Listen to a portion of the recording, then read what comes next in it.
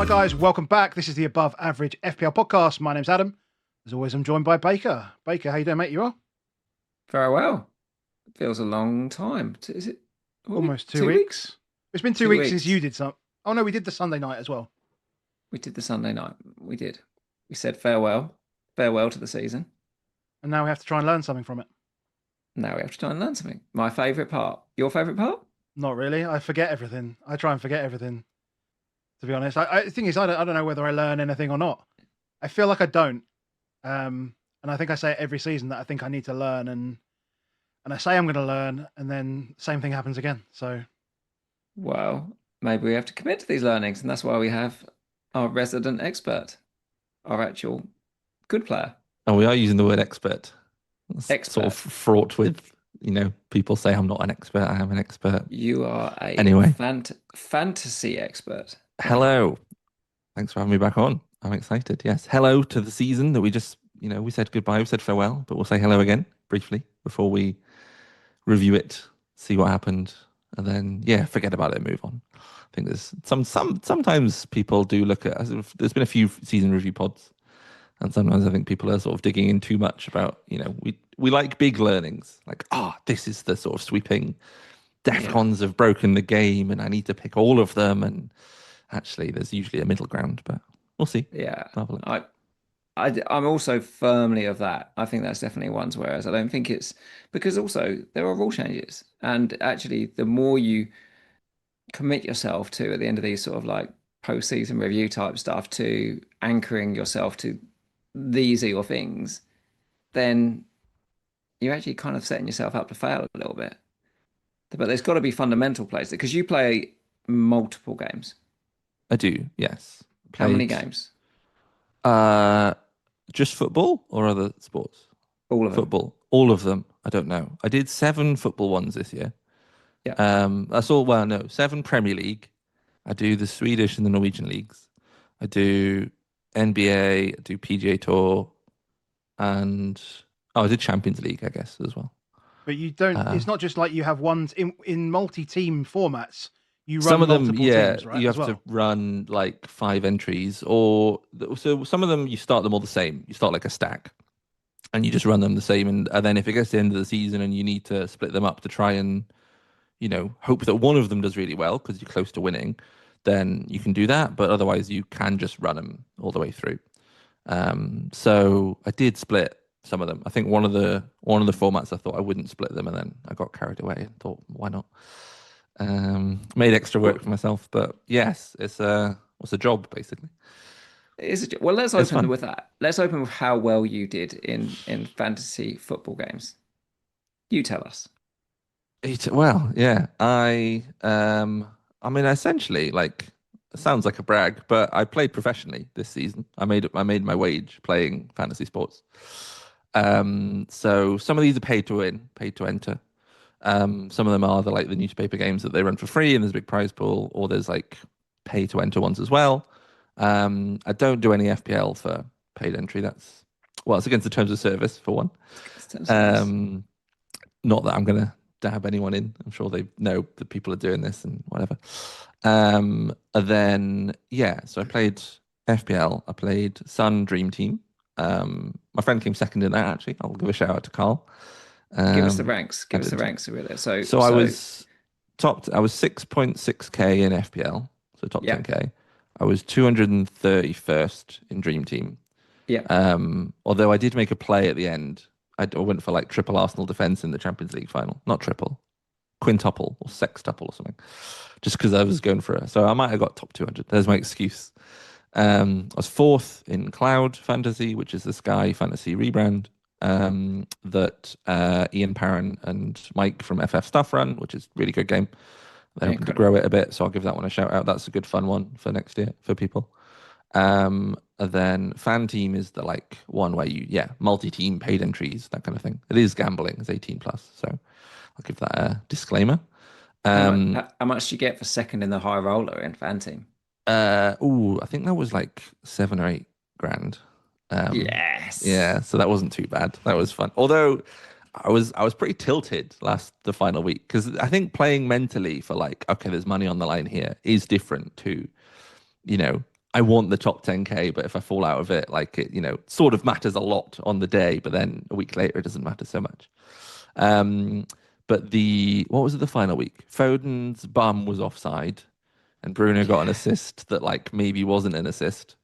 I'm not going to comment on whether they should or should have gone the other way, but they were fine margins, and people were arguing about them. If one of them had gone the other way, I would have won. So that's like a sort of, financial swing is a bit annoying. But, like, so I was pretty tilted for a day. And then I'm like, okay, like, what am I going to do?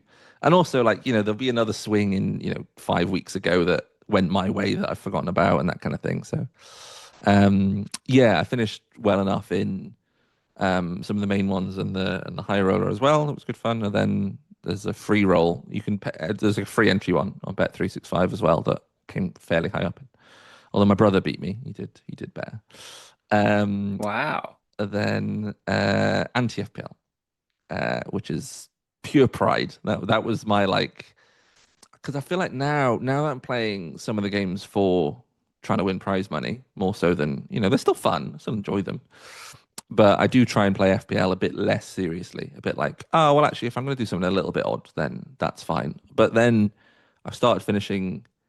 I have had quite a few good ranks in the last few years. Like I've played well. I think I've played well, but I've also hit some good luck with that. So I'm now kind of moving up the like all-time rankings for some of the recent ones. So I'm like, do I want to take this seriously, or do I just still want to do silly free hits? So I started playing anti FPL to be a really like, I can just this doesn't mean anything. This just muck around. And given that we're running Solio this year, and I've been doing all the minutes predictions for Burnley and Wolves and all the teams down the bottom, I'm like, well, if I know the minutes for the Wolves defenders, might as well put it into practice. So that was anti FPL. And then the Telegraph game is the one that Telegraph run, and there's prize money for that one as well. Finished 29th was my highest one, but I won some of the like the paid leagues. And that was the one where I was like, oh, I could split the teams, but I don't have to, because I was like, I don't. Nice. I was too far off winning. But that's the one I won last year. So I had a few friends who were quite close. I was trying to help out with pull out the win. But the guy who won the Telegraph game, he beat me in Dream Team and in FPL. He was the Ultimate Manager that week. So that Ultimate Manager one is FPL Dream Team Telegraph. Like nice. There's It's mini the Ultimate leagues. Manager one. It's So like the that Iron was Man fun. of Yeah.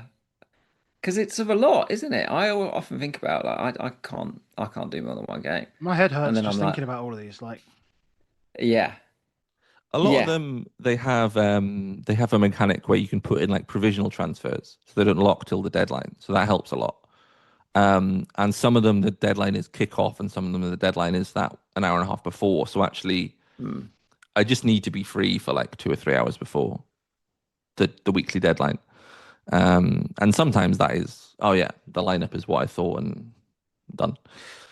But yeah, when I think about that, I think actually I play in about a dozen NFL draft leagues, and you've got to manage each team individually. It's not like, oh, you've got one team and that's how it works. So, and you are constantly moving people in and out because of the fixture schedules of how it works.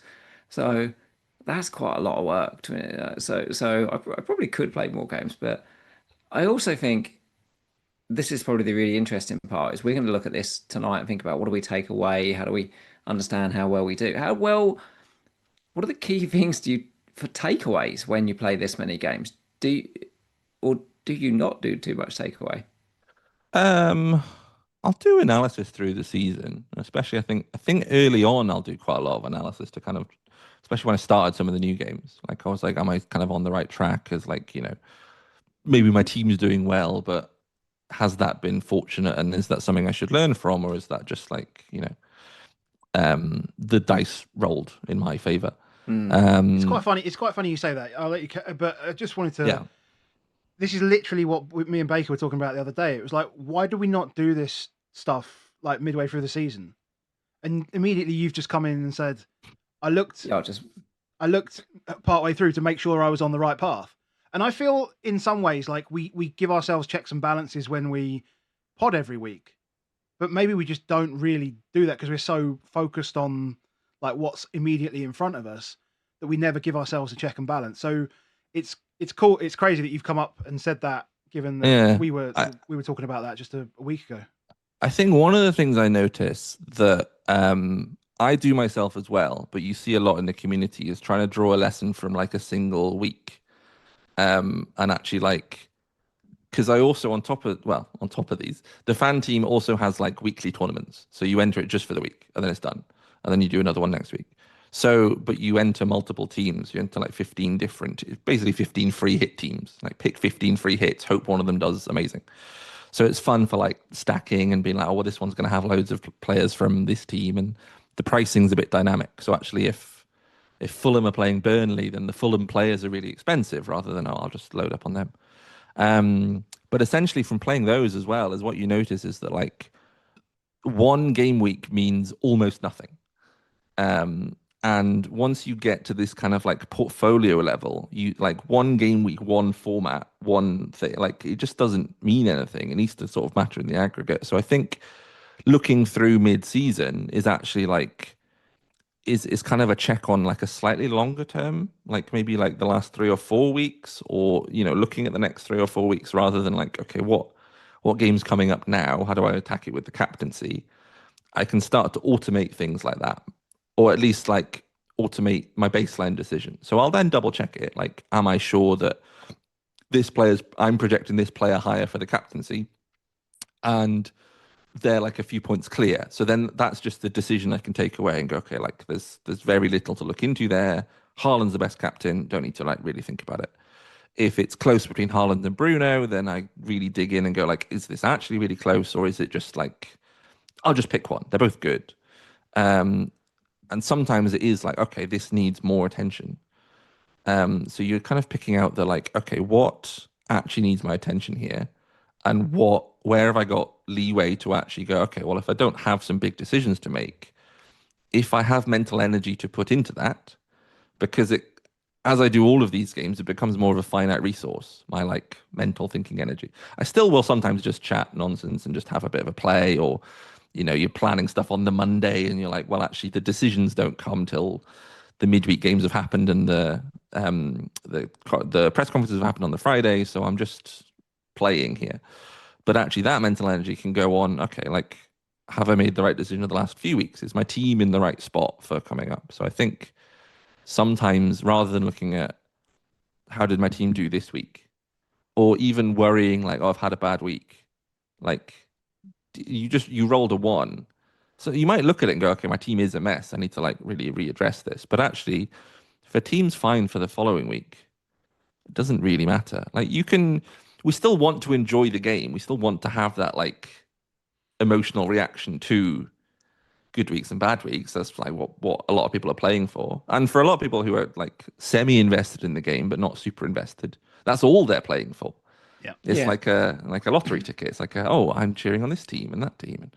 So I don't want to take that away, but you do kind of need to, if you really want to hone your decision making skills in, you need to take away that emotional thing of like making the emotions from that last one game week impact the decision making for the next game week.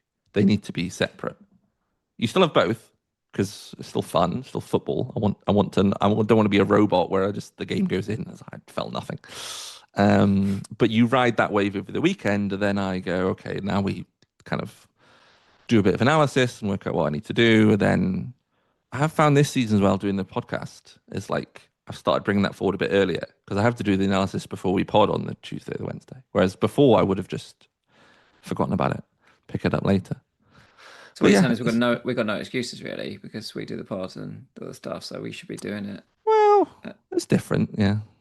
But yeah, I think Lesson one. we can think longer term. We can like, it's fun to talk about the football from the last weekend, but the conclusion needs to be drawn over longer periods, and the analysis can be like, okay, break into chunks, perhaps hypothesizing. Well, let's do some admin, and then we can get into our lovely seasons. You can help us with it. On you, sir. Yep. So first of all, we obviously have to thank our good friend Dan Hybel, for supporting us all this time.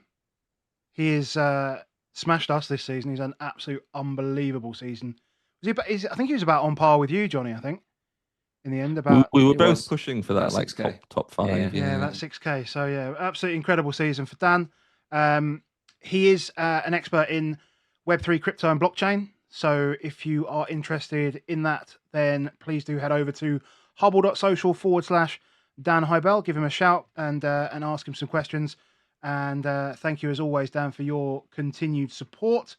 We have to say thank you to all of our patrons who have supported us this year, and particularly everybody who's beaten Baker. And so just on the back of this, we need to say thank you to Never Say Die, Never Say Die Bourbon. They have supported us all season, and every week, wow, that'd have been a lot. Every month, we have given away a bottle of Never Say Die whiskey to one of our patrons, and all they had to do was beat Baker. Beat Baker in the month. Which is not hard. I had to look back. There was 1 month, I think about 7 people were on the wheel. Okay. One good month. And I A think good month. Yeah, I think by the end of it, there was like 140 or something like that in 1 It's month. worrying the number of times that over 100 people beat us, that we haven't got that many in the Patreon for over 100 people to be beating me. But they're good guys. Yeah, so shout out to everyone. David Thorne in August, David Wells in September, Kieran Scully in October, Liam Herridge in November, Tim Oldfield in December, Paddy Morhall in January, Jake Batten in Feb, Ryan Quinn in March, Nick Robertson in April, and finally Alan Raven in May. Well done to all of you guys. Hope you have enjoyed the whiskey, and yeah, we'll be trying to sort something out for next season. That is, we will see what happens. Basically, we're trying to sort it out. We will. But, yeah, yeah, and then on to our season recap. So the season recaps you can grab at the fantasy.premierleague.com website, and you will see them underneath your game week 38 score, where you can select your score. You'll see an option for game week recap, and you'll see an option for season recap. And you can see on mine and Baker's, we both had Haaland as our top performer with over 300 points. But a beautiful graphic here from Adobe Express that you can share with your friends and your sort of your mini league rivals. It gives a nice detail of all your most selected players. So there's a few here that are similar, but I got more points from Bruno and more points from Haaland, which were the 2 best players in the game, and yet here I am 130 points behind. Oh, you didn't have Chris Richards. That must be it. Didn't have Chris Richards. That's ultimately the difference maker. How did you get 100 points from Salah? Captained him a few times, I think. You say this, right? There's only 8 points between me with Haaland and you with Haaland. I think you had Haaland for about 10 more game weeks than me. That's also true, yeah. So we'll look at that. yeah. Is because I only had Haaland for like 20 odd game weeks. So he was very good to me. Don't know why I sold him. You just missed top 10%, Adam. Was that a target you were looking at, or if top million was out of the way, top 10% was still there? I was. Well, Never I mean, mind. we all know what happened in game week 38, mate. I took a minus 40. I know. Like, Yeah, really. that's what I mean. I was going actually for number 1 in game week 38, and I didn't even. Yeah, I didn't do very well in that either. So it wasn't the best end of season, but by that point, like the rank doesn't matter. No, indeed, yeah. The rank doesn't matter. 10.3%. I can't even get back in that league. I can't Oh, even there get is back. a league There's only for it, going to be isn't it? there's 2 leagues. There's a Yeah. 1% league and there's a 10% league, and I can't even get in the 10% league. I'm kicked out the 1% league. Yeah, but That's this will gone. be like when a Premier League team misses out on Europe, and then they have an amazing season the one after, because you're not focused That's it. on. Yes, you know, I was so be focused freed on up. that top 1% league last I knew season. it. It was killing me. now we can go all in for the win. Yeah. Fabulous recap. Adobe Express. Well done. Check it out. Check it out. And then now we're going to go to what we can start with ownership and see how that. Yeah. Let's start there. Yeah. Let's start there. This is who you owned. I think the overarching theme I wanted to kind of like help with this in terms of like, as well as people thinking about their own seasons, was there's kind of 2 main aspects I see to playing fantasy football. Is I guess what you'd call scouting. So like figuring out who the good players are, which teams are going to do well, who's, we know Arsenal defense is good, but like kind of quantifying how good they are and working out, how many players I want from there. And then there's the strategy. I'm above average. Someone who knows football quite well but has a very strategic mindset, has played other fantasy games, has played, I don't know, chess, poker. There's a lot of those backgrounds in some of the top managers. Will be able to pick out the like, okay, do I want to roll a transfer here? Is it worth buying this player? And actually, even if they're like picking up on these hidden gems or these players of like, they're usually quite good at the second element. So I think I wanted to just sort of start with, because I think most engaged managers are good at the scouting part. Maybe they spend extra time in it, or they're really good at it, or they might miss the odd thing that's well, we bring defcons in, they're harder to kind of work out and see who's doing them and predicting those going forward. But I think I just wanted to like kind of check this base layer, like, are we picking the right players roughly? You sometimes you hit them at the wrong times, and I think Gibbs White pops up on the midfielders for Adam, and he had an amazing end of the season, but Adam owned him at the start, so actually he's high up on like the total points for the top mids, but you just didn't get any of them, and I don't know if there's a huge learning I also had there. Gibbs But White at the end. I also had but Gibbs did you White. have him at the end Yeah, as well? but I didn't. I had him for all the good weeks. I had him for some good weeks, and I benched him for his 20-pointer. That was what I did. That's it. I remember. Yeah. And then But you sold him the second that he smashed his face up, and then he still kept playing. And Yes, scored. basically. I was very surprised by that. But yeah. But essentially, yeah, I think like the keepers especially are a bit tricky. So the numbers I've got here is we've got the top 10K managers at the end of the season. So that's a sample of the 10,000 managers who did the best, got the most points. And then I've also got a sample of the Solio projected top 10K. So I think a few people saw the tool that we posted about sort of checking your like projected rank and your sort of luck. So it's the top 10,000 people based on our projections. So some of them are in the top 10K, but the kind of median rank is about, I think, 40 or 50K for those 10,000. So like some of them have underperformed quite a lot, but it's like it's just a different sample of like, can we compare to see if the people who are projecting to do well are picking similar players? And actually, for most players, this is how many game weeks on average they owned them over the season. So Adam had Raya for 24 of the 38 game weeks, whereas Baker's got Verbruggen. So the keepers, you kind of do just end up with one. You don't swap around too much, unless it's doubles and blanks and things. And depending on when you wildcard, that's when you swap. But usually there's not a transfer in there. So more people did have Raya. Like people had 15 to 21 on average, but that will be a bit spread. There'll be a lot of people who had him for about as long as Adam did, with sort of 24, and there'll be people who didn't have him. Whereas rather than people who had him for like specifically 15 weeks, if that makes sense. Yep. Yeah. So I think the keepers, yeah, like we've got a few further down. We've got well, Riffs did quite well, but like Pope and Cells were quite popular for Baker for like 5-6 weeks, and they weren't super popular otherwise. But Raya and Verbruggen were the most popular too, and more people had Raya. Some people had Verbruggen. Yeah. Um, I look at it on reflection, and I tried to chase some value in this, but because most people in that 20 odd weeks that they had Raya, there's not many of them that had him for cheap. Most people had him once he was like 6 million plus. Adam's actually only one of the few people that actually you bought him at 5.5 million quid when you bought him, didn't you? Yeah.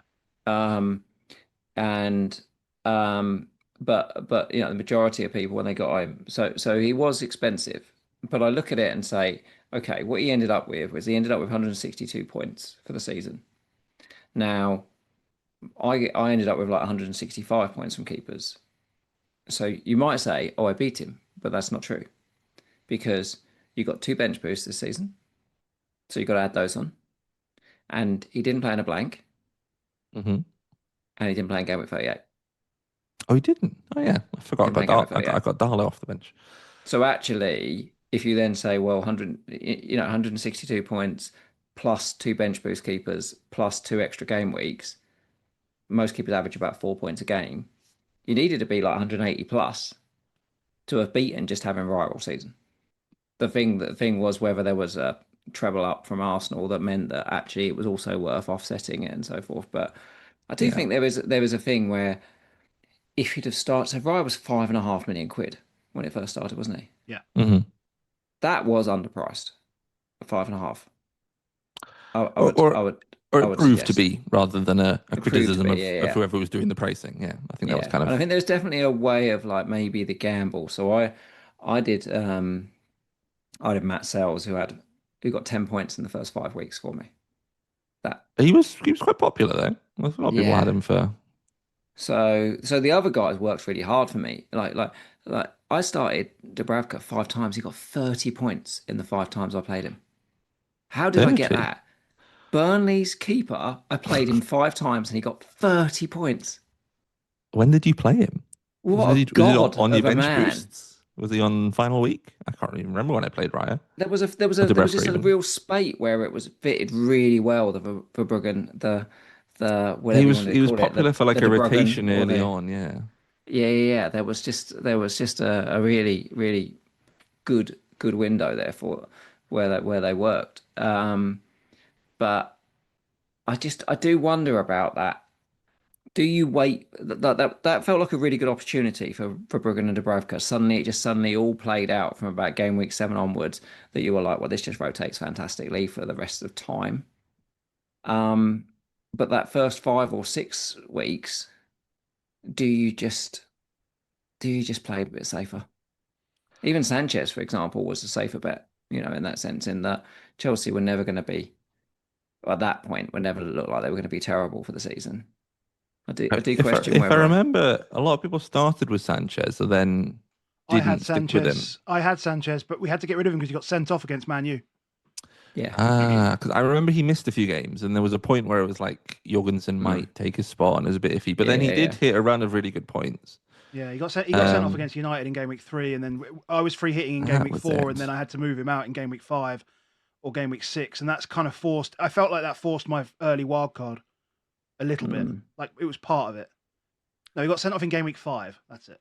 I I think think what we used to see is like it always was the cheap keepers. Like there was always a few 4.5s who would end up near the top. So as long as you got the right yes, ones there.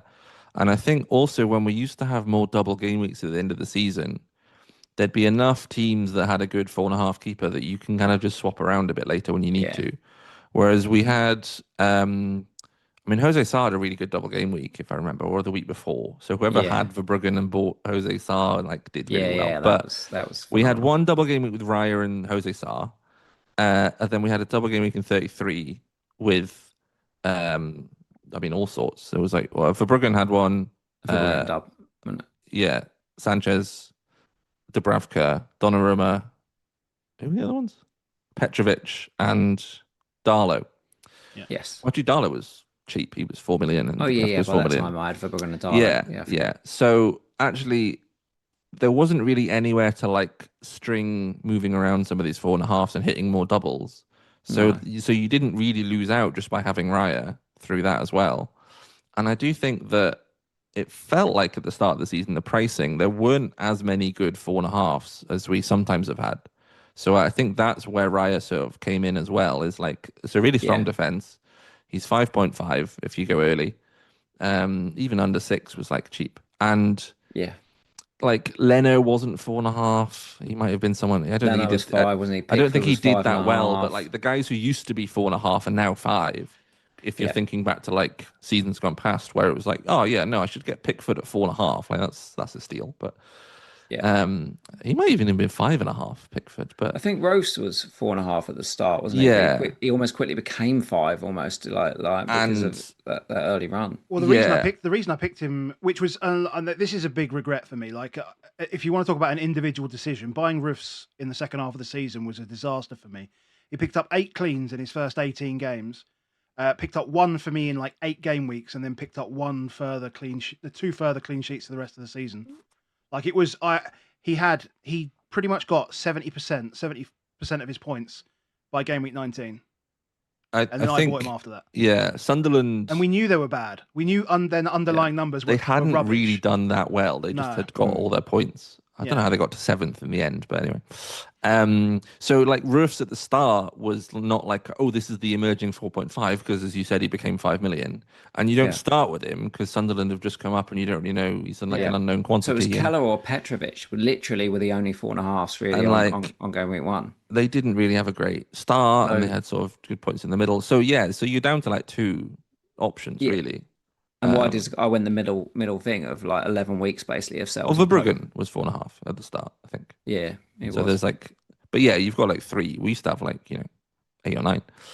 So I think that's where Raya comes in. But then I don't think that's like a straight learning of. I think the potential learning is that sometimes the expensive keepers can be worth it.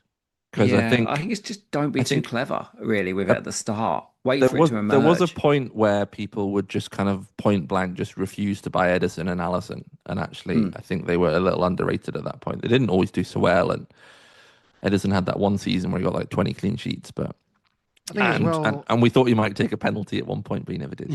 Yeah. I think as well we always wanted the attacking threat from those teams as well. I think really we wanted a Mm. lot of that. What made it more difficult this season is the team that we really wanted was Arsenal, and then the defensive options in there was Raya plus Gabriel plus. Well, it was Gabriel plus one or two of the defenders, and one of those options was Raya. And we still weren't really sure about the attacking option.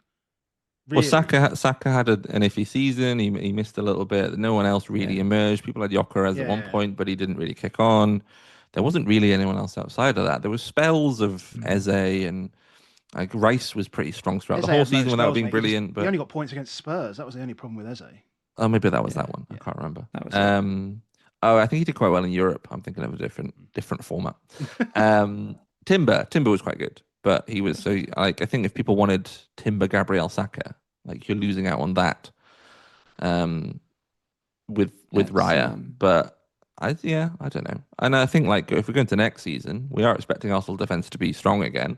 Yeah. So I think Raya is probably the one to think about. Quid though, is he? But he's not going to be that cheap. So like, does Allison make sense? Does Donnarumma make sense? So these are the kind of picks. So I think it's worth thinking about whether the landscape allows for expensive keepers and not ruling them out. But otherwise, I don't think there's like a huge. I do think that the limited double game weeks has an impact as well.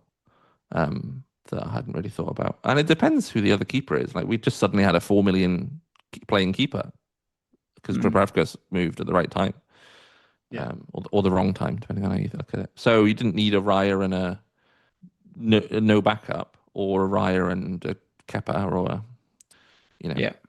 We've spent a lot of time on keepers. We love I goalkeepers. know this is always the way, though. People do spend a lot of time on keepers, but yeah, I do wonder whether I should think a bit more about. I don't know how much goals prevented, like so like XG on target, goals prevented, should play through in our brains, or whether it's very noisy. It's noise, isn't it? If you think about it, like Matt Sells was horrendous 2 seasons ago in his first season with it, then had a brilliant season, and that I think sort of swayed me to he was great. He actually had a pretty good season again, but he was just not when we needed him. Just not when we needed him. Just not when we needed him, didn't he? He had a period of time where he lost his place, didn't he? He was injured or anything like that. It was it's almost like a fake injury almost to an extent, but then came back and he was really strong after that. But then no one had him at all. But yeah, I do wonder about I'm thinking about players like Sene Lammens, who was and Donnarumma and Verbrugge and Pickford again. These guys. I suppose Pickford and Dean Henderson and Donnarumma are pretty proven guys of scoring above their or saving above their expected. Alisson's a really interesting one in that because Alisson's obviously been the greatest keeper probably in the Premier League for a long time. It's just somehow injury prone and misses. Somehow injury prone, but his actual XG prevented is actually fallen off a cliff. Minus over 3. Only Vicario was worse than him for XG prevented last season. So I do wonder whether there's a bit more to it. We'll have to see what they do with the bonus as well, because they changed that this year, and that sort of hampered the keepers.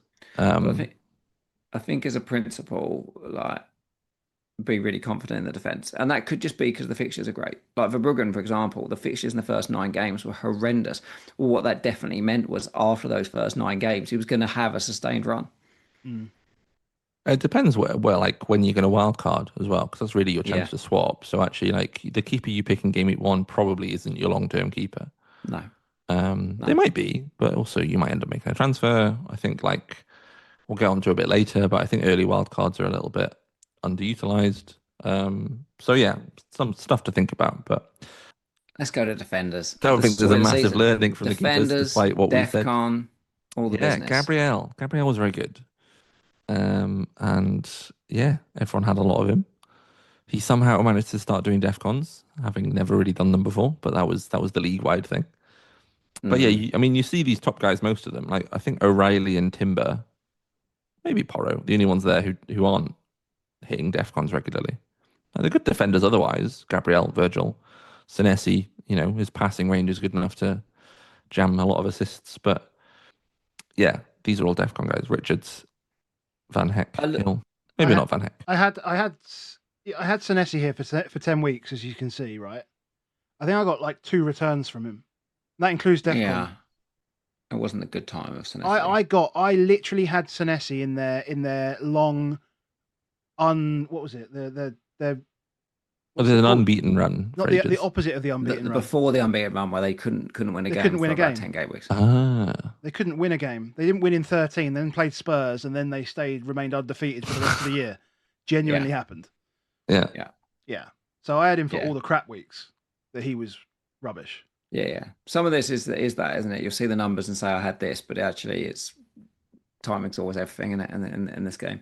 But you did have a lot of Virgil, a huge amount of Virgil, 18 game weeks of Virgil. Yeah, I mean he was an absolute lock for me. I think I think it was early wildcard as well helped Yeah. with that quite Yeah, considerably. virtually everyone on the later wildcard took him out in 32. And Yeah. actually he still had a few big old weeks after that. Yeah. Um Although I did miss his 17-pointer just before I brought him in. we have to talk about DEFCON. And there are some guys that are not on here, mainly because we never picked them. But I looked at the tool that you lovely people have produced around like projected scores for the season, and I went through that and I took how many numbers how many people did I take from that one? I think I took the top. How many I take the top 10 managers from that team of the season from the projected. So the guys that if you took the projected figures should have been the top 10 in FPL. And some of the very common things that they all had, every single one of them had Tarko for on average 17 game weeks this season. That's a lot. I guess this sample is going to skew quite a lot towards whoever we projected to be quite high. But so it's your fault. Yeah, basically. But it plays out. It's biased. It plays out. Like we all had most of these players like Gabriel, Senesi, Virgil at points, O'Reilly. But Tarko did get 170 points this season. Yeah. Yeah. I think it's 170 points. And at no point, I mean, I got Michael Keane at some point for like 4 or 5 weeks. Keane was good. But 170 points is a lot of points.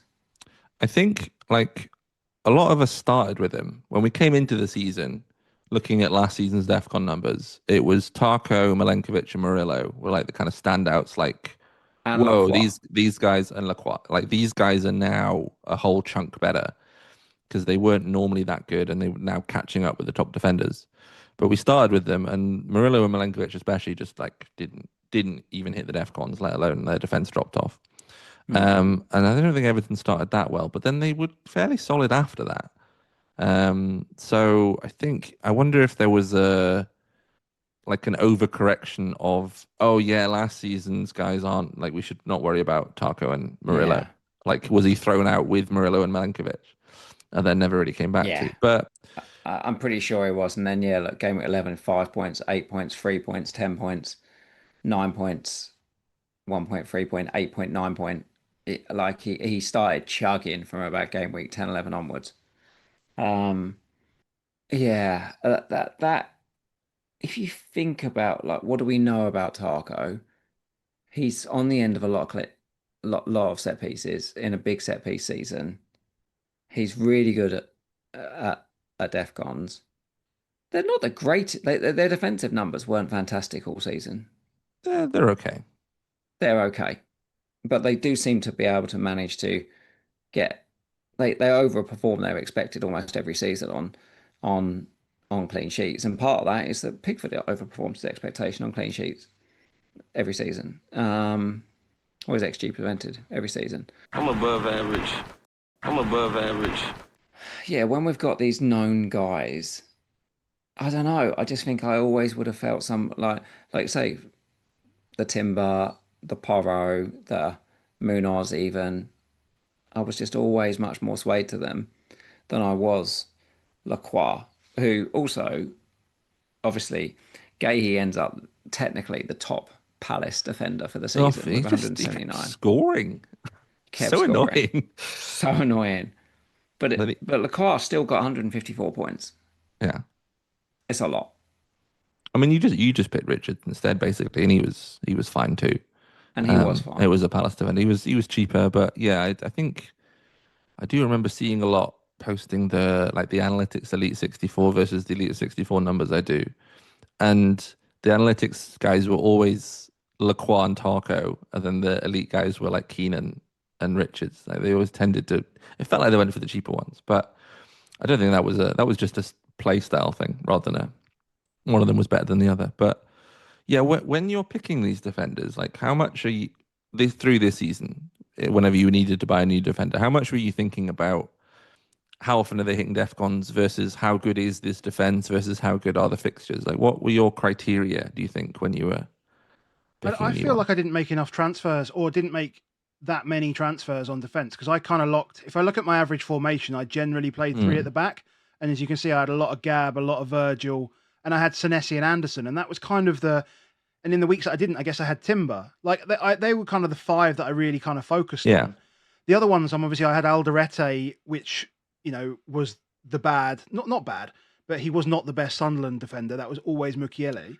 And then I had Goodmanson, and he was not the best Leeds defender. It was always Rodon in the periods that I owned him. Like Goodmanson, I wrote something down on Goodmanson. Goodmanson and Alderete, I played them 12 times in 28 weeks that I owned them combined, and I had 2 cleans for 28 points. That was it. Like I had absolutely no backup in my defense. Now, saying that, maybe I didn't need it if I was going to play 3 at the back. But I didn't make too many defender transfers until I really thought about wildcards. I think there's a big element of misfortune with Alderete of Mukiele, for example, who got a couple of 15, 20 pointers, whatever he did.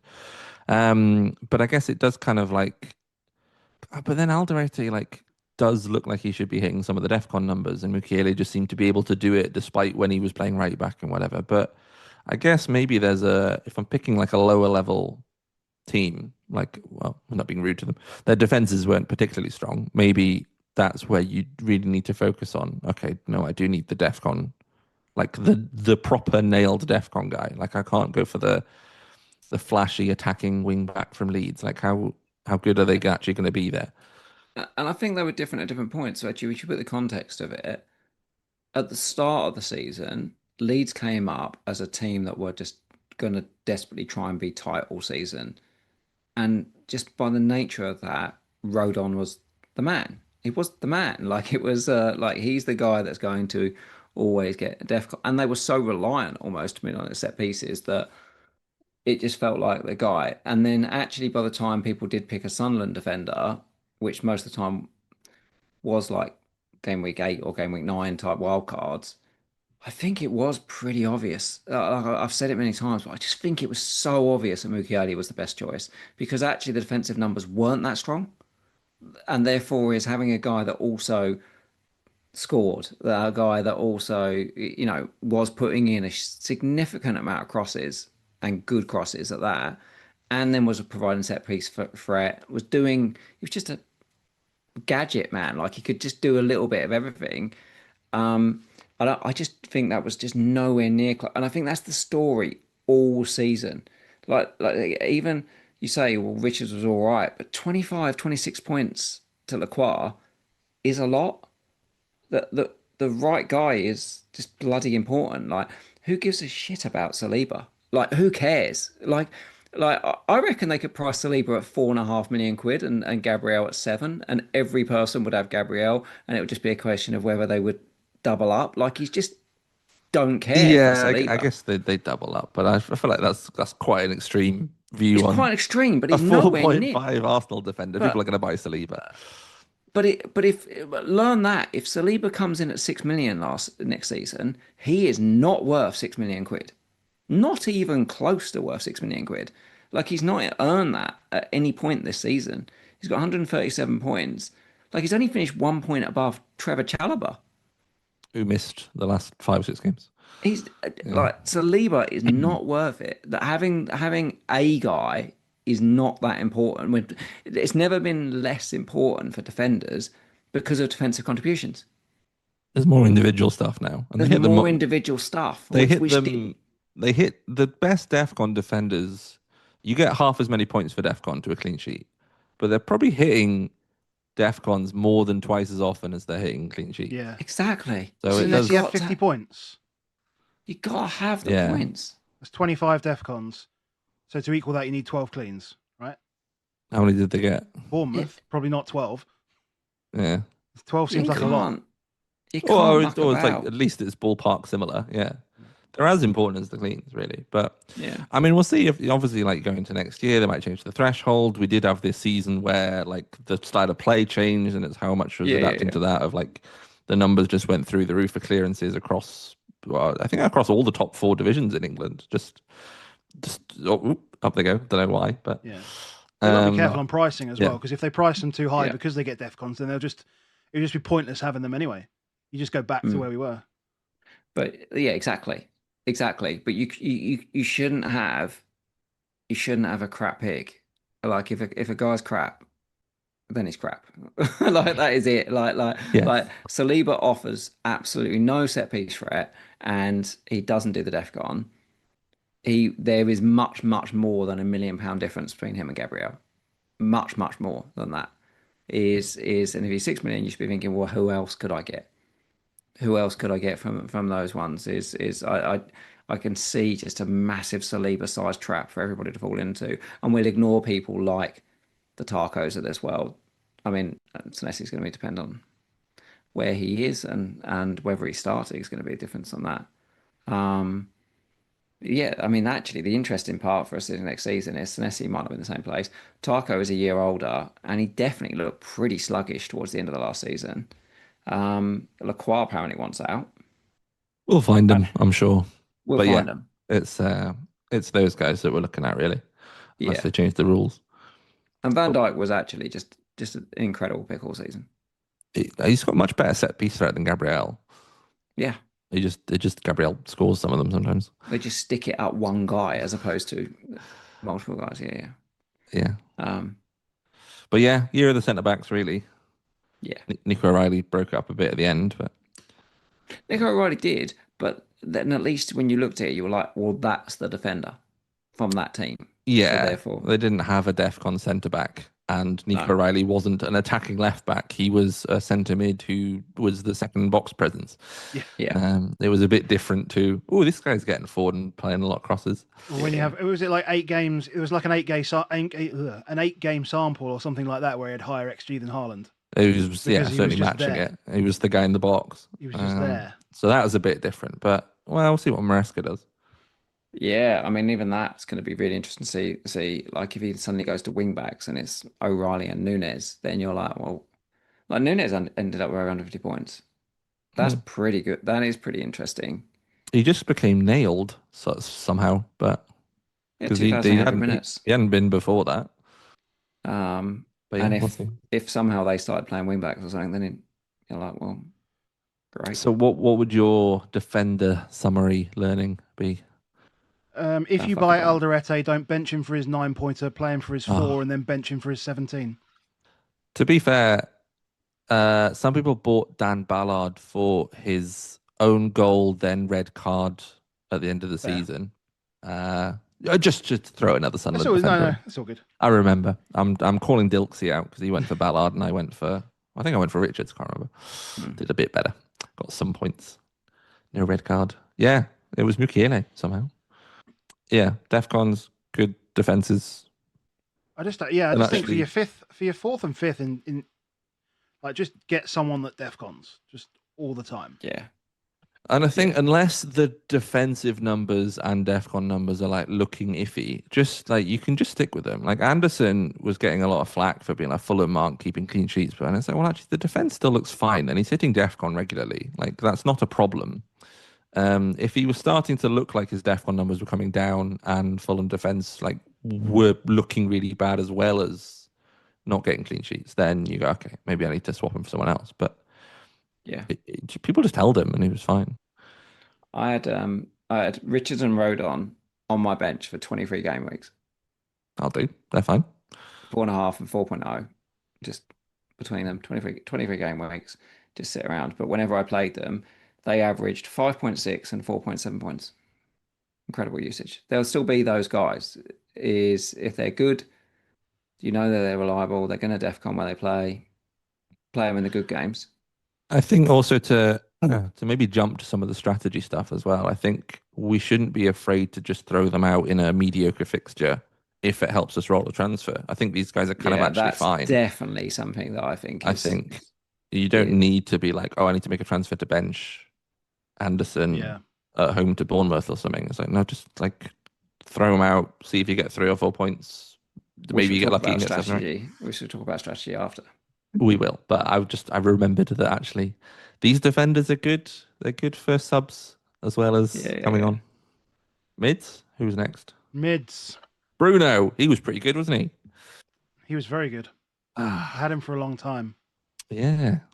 People said he wasn't essential at the start, and then suddenly he was permacap. Baker just had a Fun. hate. Baker just hated him for about 4 weeks. I fought every bone in my body when he was It playing was a bit central weird. He midfield. moved around. When he was because he was, I get that there's that part of learning that the game had changed. We had DEFCON as points, which meant playing deeper equaled more guaranteed points. You know, playing deeper in itself offers you, let's say, 1.5 points per game. Yeah, It changed the is shape of his points rather than yeah, the but amount. it meant he continually got points. You know, and that's similar. We've seen that all season. You know, whether it be Anderson, whether it be Soberslai's done it a few times. A lot of those players.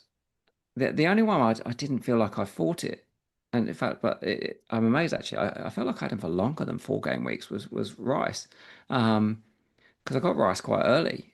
I don't think I had Rice at the same time as you had Rice for your 6 games. I had him early, and he did bloody well for me. But for some reason, I didn't feel like I was fighting it when I had Rice, but everyone else Don't want just him. felt like, yeah, I'd spent a lot of time thinking about how I can try and. But then It was like I was fighting a why? battle. Yeah, why? Why didn't you want them? Why didn't I Is want this them? what was the feeling in your bones that because it was popular, like as in it was common to go, I don't want these guys, they're boring, they're whatever. To fight it, to be like these guys are getting points and they're projecting well, but I don't agree. And Well, don't it's agree not now. Yeah, yeah. It's not always right. Like sometimes we'll be a bit high on someone, but it was like game week 5 to game week 20. He had an unbelievable run, and then I owned him from game week 22 to 28, something like that. So they're my 6 weeks. was that Rice? Yeah, so I was really late onto Rice. Yeah. I was thinking Yeah, generically about these mids these that guys. you fought against that kind of the profile of their points is not the kind of one that you think suits. Or is it the profile of the points, or is it like did you just think they weren't going to score as many as they did?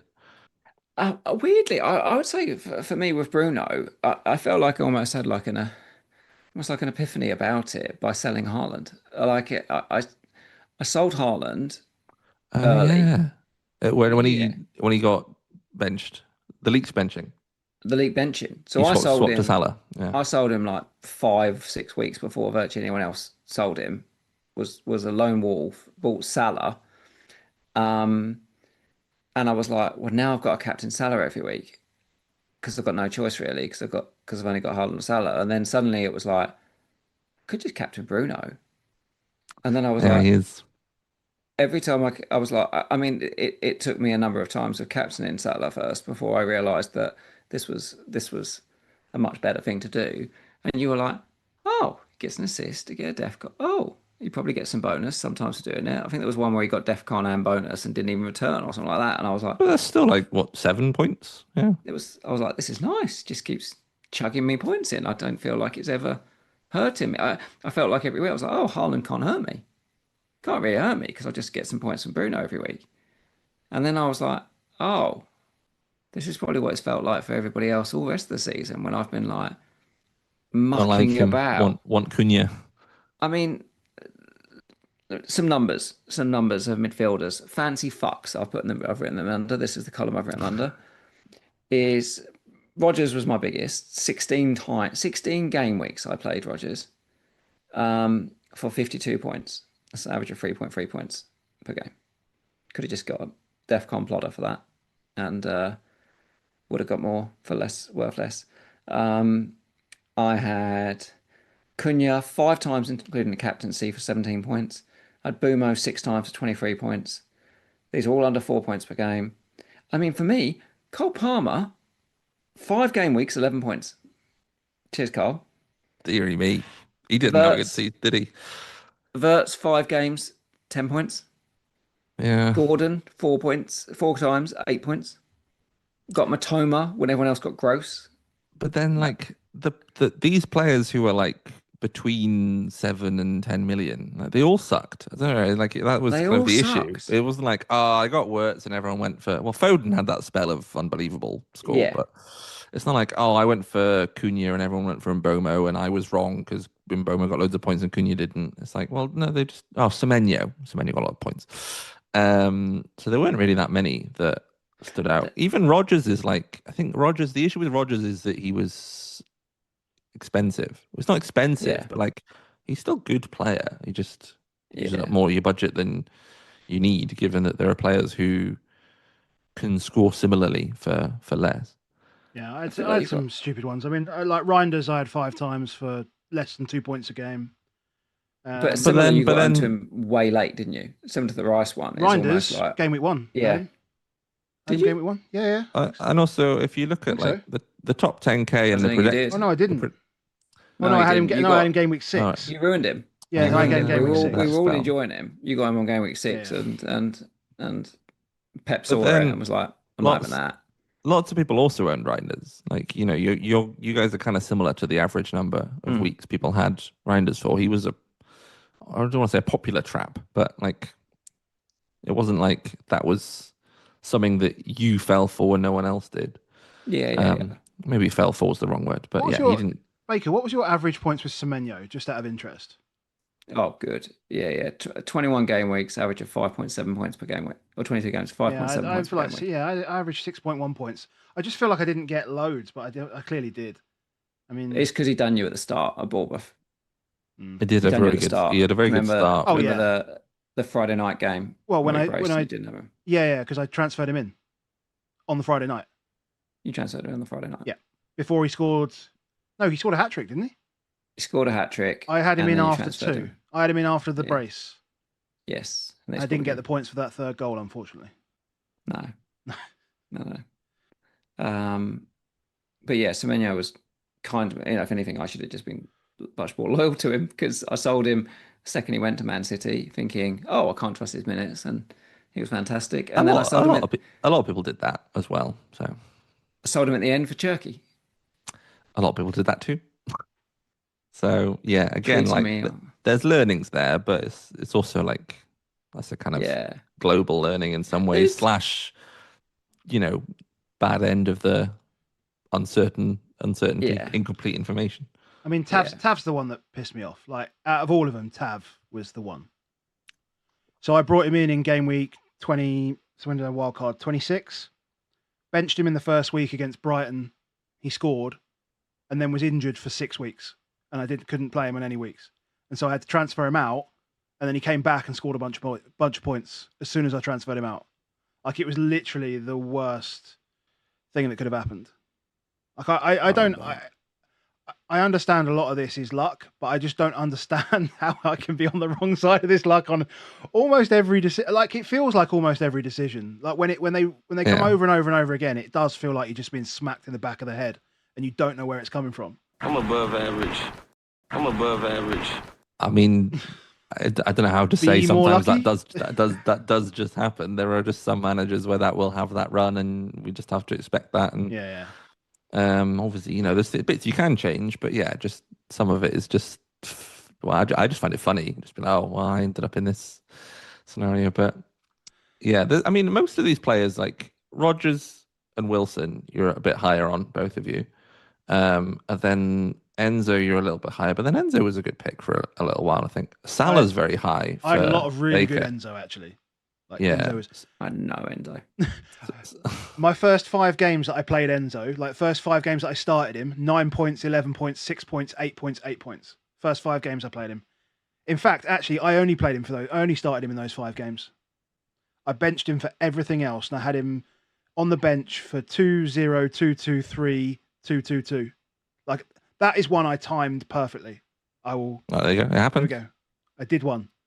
But you're both, well, particularly for Salah, for Baker, but you're also both quite high on holding Wirtz. Do you think there was like, what was your take on Liverpool this season? Like, I know you We're- bought Salah because you did that strategic play when you sold Haaland, but you're still quite high on him generally I think- compared to most. We're different there though, in that so I got him in game week 1, and the second I could get rid of him, I got rid of him. No, I should have got rid of him more than them. For Adam, the difference there is that you bought him in for a fixture I bought him back in 'Cause- like game week 18. because you didn't have any Liverpool. Yeah, but I got 10 points. I mean, in those, so I had him the first 5 weeks, 2-2-3-3-0, right? Yeah. And that was nothing. And then I had him specifically for some. I had him for 4 weeks later on, 10-3-10, and then I capped him in game week 23. And I think they were playing Bournemouth. Yeah, they were playing Bournemouth, and that was the only game that they'd won in the past like 15 games was against Spurs. So I was like, well, they're still bad. That's okay. Spurs are bad. So this feels like a good fixture potentially. And he was playing well, like, and the attack was functioning, and it was like this feels like a good. I don't know who really did well that week. I don't think there was a real clear captaincy option that week in game week 23. I'm just trying to see who actually got points. I mean, like João Pedro got some points. Yeah. But it's more, Yeah, as I said, that was what I'm saying is in terms of it's not, that's a hit against the crowd. Yes. That was a targeted hit against the crowd. Yeah, of, okay. of everyone. You know, is there was very few zagging, diverting, whatever game week 18 was. Yeah. Okay, it's evolved more from strategic play than from actually like thinking that you rated Liverpool higher than the field has. But yeah, I guess it was just a point because like some people did stick with Salah for a long time. People who played like free hit 6 started with Salah, free hit Haaland in, and then kept on with him and sort of didn't see that pan out so well. But then, you know, at what point do you say Salah sucks? Sadly, Well, after you've repeatedly captained him for shite is the main of it. Was when he got dropped, I guess. I think you captained him more than me, didn't you? I think you captained him 7 times and I captained him 6 times. So we both had our fun with Mo this season. What we're doing next? Forwards? We've got some forwards. Yep. Haaland. Very Haaland, popular. Thiago. João Pedro was one that I just missed. Yeah, I didn't have him for very much either, but I felt like he was so highly owned at the start. Felt a bit overrated for how he was doing, but yeah. But then Ekitike, more Liverpool players. You love Liverpool, Baker. But mine's inflated because I've got 22 game weeks of Haaland. I know, yeah. That's and you know, if I think about it, just did we have any signs that there were like unbelievable ways to spread the money that meant that I didn't need to have Haaland for 8 to 10 weeks less than the people that were even the top 10k or the solo 10k? I don't think there was. It was not with the DEFCONs. It was probably just you know a gamble I didn't need to do. Actually, the The interesting part was when I did the gamble of Haaland to Mo, I didn't feel like I lost in that battle. Like is actually Mo versus Haaland during those periods scored pretty similarly, but actually it was the fact of midfielder spots were more valuable You had to buy at an that extra time. different forward, and I had to buy a Holland, different forward, and I Thiago, didn't and really want the no one forward, else was. almost to an extent. Yeah, they weren't good. In a way, what I should have done is really lent into playing 4-5-1 during that period of time, I think, as a reflection of what I did, because there was just so many times where I was putting my strikers out and I was like, well, these are just getting no points. Well, whereas people were having some of the mids that had really good spells during that time. Even like say for example, Soberslai when I had Mo, for example, scored much more points. Bumo had a really good run at that period of time. When I had Mo, and I was like, oh, I want to get this guy, your boy Anderson, and all those type of stuffs, like being able to have a more solid guy. I think what ended up happening is I was spending a lot more transfers on forwards during that period because I was like trying to constantly see who can I get in for Haaland. The other thing I did at that time was I bought Thiago directly for Haaland, despite the fact that he was going into a run, I think, of something like Newcastle, Arsenal, Man City, which he just blanked his way through it.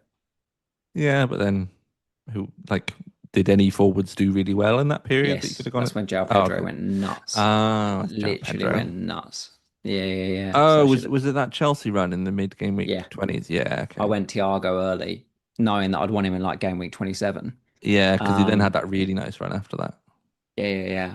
Whereas João Pedro did. So, um, yeah, probably just shouldn't have done that Haaland move. Yeah, But everyone had João Pedro and I had Chalobah and Enzo. Did okay-ish during that I period. don't think I had any. I know I might have had Palmer. I can't remember. yeah, yeah, yeah. Not sure, but yeah, I mean, there has been a trend that the forwards just haven't been great, and we talk about a lot of the kind of players that you might call a forward in football, mids in FPL, which I don't think is wrong, but it does mean that there are, most teams play with one number 9, and sometimes it's not a nailed guy, and sometimes they're not that strong, and often a lot of them aren't on penalties. So yeah, there's not that many to pick from, but Yeah. I don't think there's too much yet. It's not like one of you's owned a really weird forward for ages or missed out. João Pedro is the only one was pretty popular that you've not got much of. But I also think there were quite a few people who didn't go for João Pedro. Yeah. Had Watkins at the wrong times. Bowen is interesting. Like I think it's a real.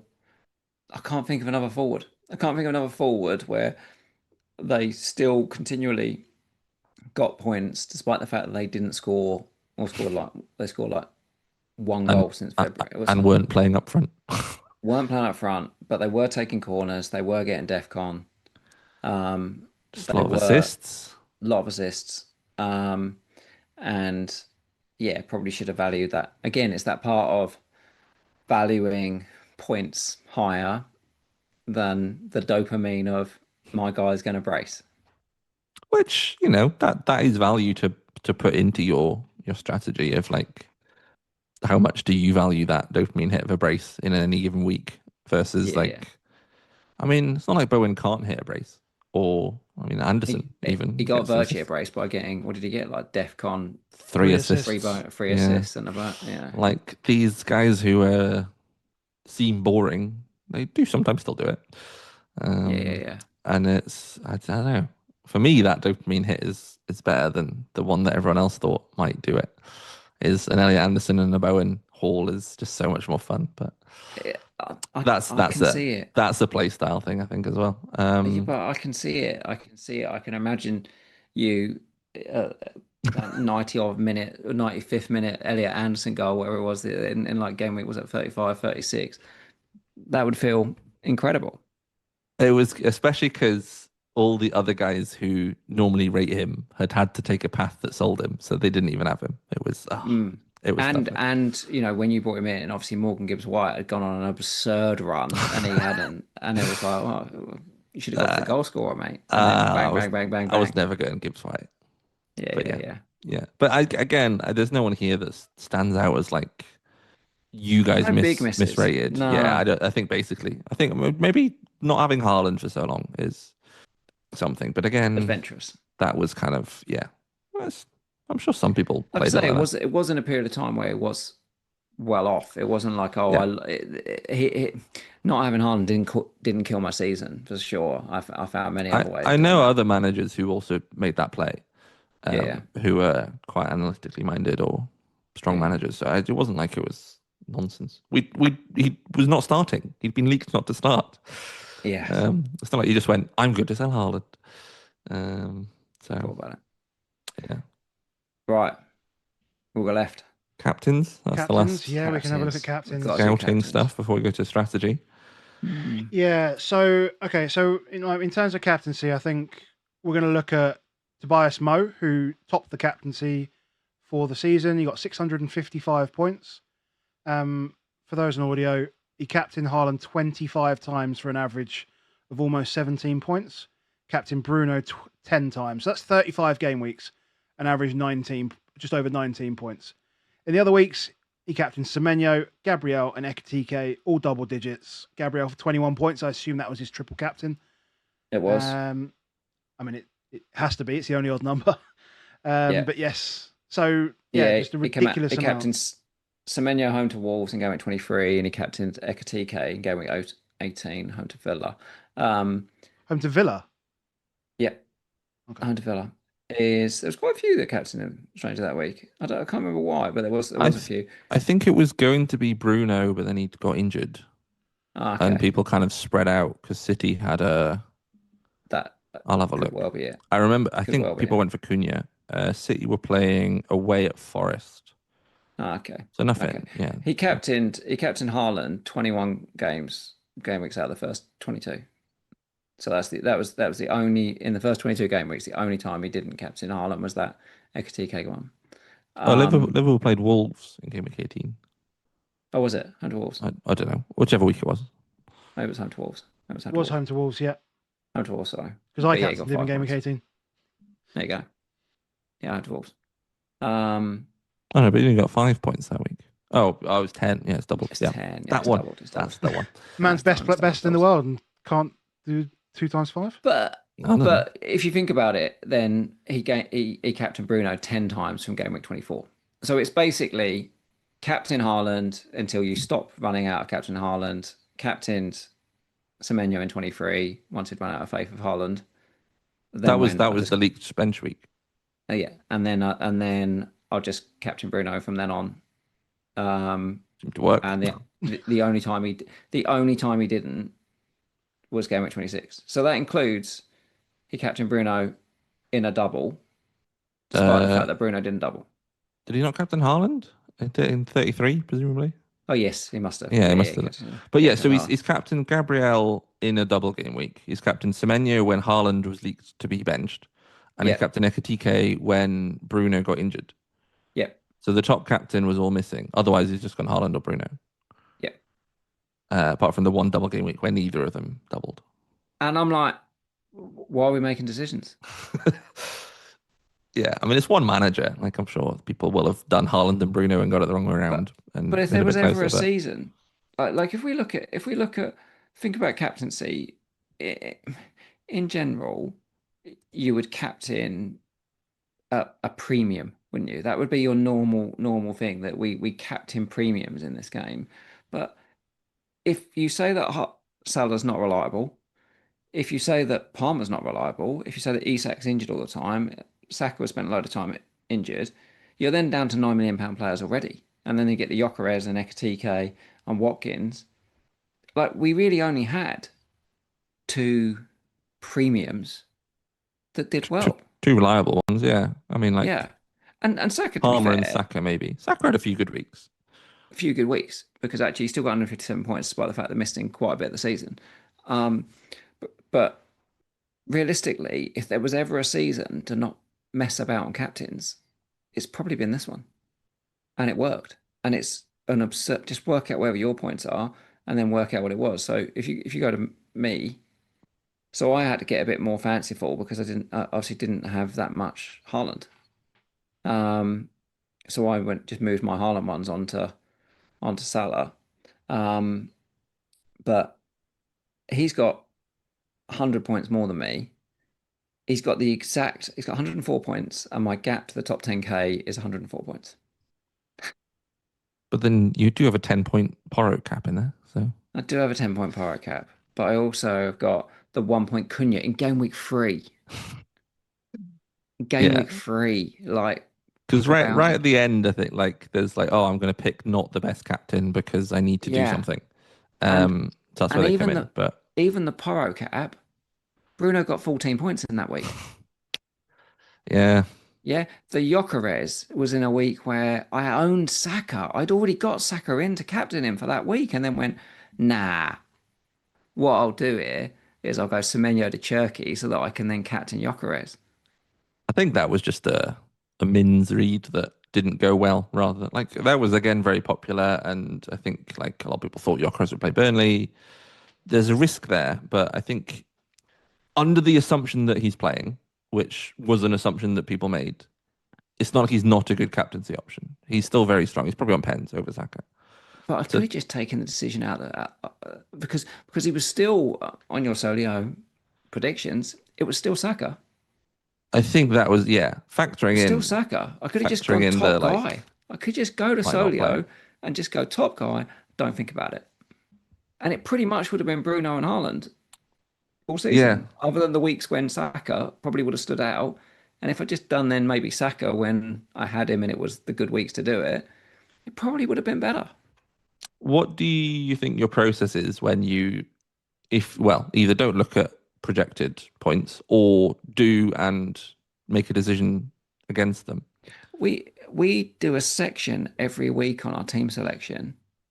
Can we take Every on single Haaland? week, can we take on Haaland? So we're leading ourselves to try and think about how we can fuck about with it. Yeah. Whereas we've just seen Tobias do it 21 game weeks out of the first 22, and the other one Haaland didn't play.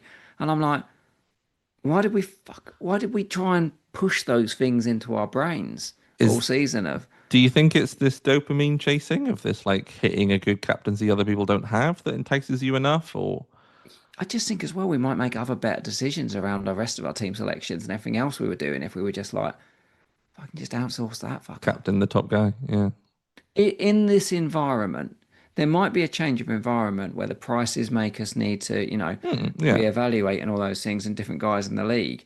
But I think we could easily have just done what we could have easily just scanned the league and gone, right, out of the top 10 players for value, how many of them do we trust for captain? And I think at the start of the season we'd have put Palmer in that we may have, trusted him a bit more than we should, but we probably shouldn't have. Like there was a number of times during the season where I thought to myself, Palmer's not as good a cap as I think he is because of he's lost his set pieces. Hmm. He lost direct free kicks to Reece James. He lost corners all season. They didn't have corners at any point really, like really sporadically if people were injured or not in on the pitch. But most of the time, if Neto and Enzo were on the pitch or Reece James was on the pitch, they were always taking set pieces above him. So he then he had to get penalties, and penalties were worth less than they were any other season, really effectively from a Because the bonus bonus perspective. mattered less, yeah. So I just don't think Palmer was ever a good captain. Yeah. I mean, I think my process for this, obviously, like it's a bit different because looking at the projected points model and taking it as gospel is not, I'm not even really able to do that because I've made it. I know all the parts behind it. But I don't think I ever really go too much beyond like, let's just see who's the top projected ones. Does that roughly make sense to me? If it's close, do I have any opinions that would move that? And if not, then the top guy just makes sense unless I have a mins risk issue on them.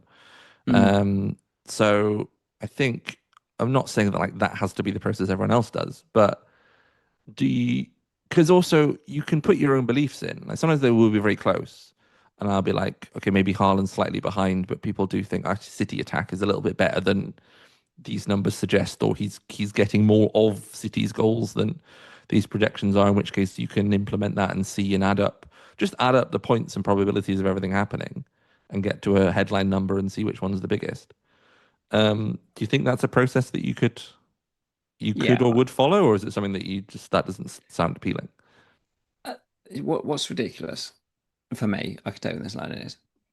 One of the reasons that in that couple of minutes that I had to try and react to Haaland being out in game week 23, was I genuinely thought to myself, I'll never fuck about with captains unless I sell Haaland here, because I'm just defaulting to it every week, and it was almost like a desire to want to fuck about on captains that made me sell him to an extent. I was like, if I sell him, I can have some fun.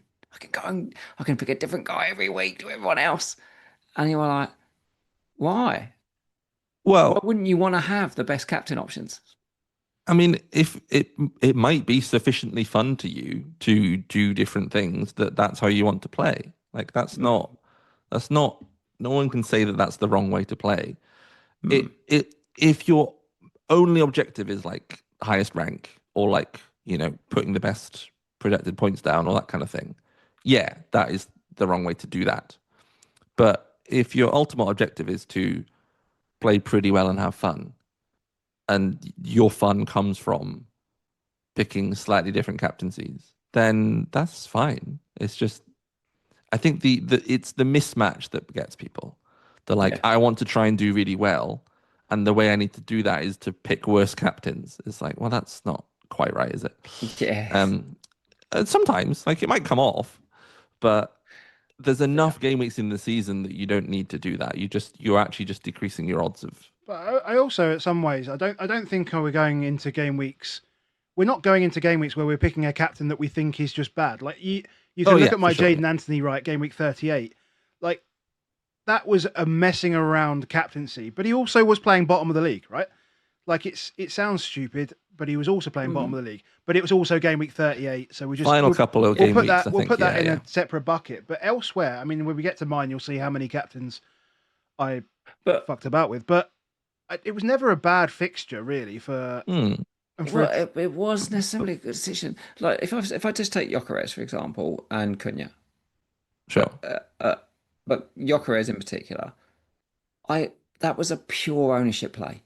There wasn't a part of me that thought he was a better captain option than Saka. I was just like, well, I'm trying to make up some ground. I know I can make more ground up if Gyökeres hauls than I can if Saka hauls.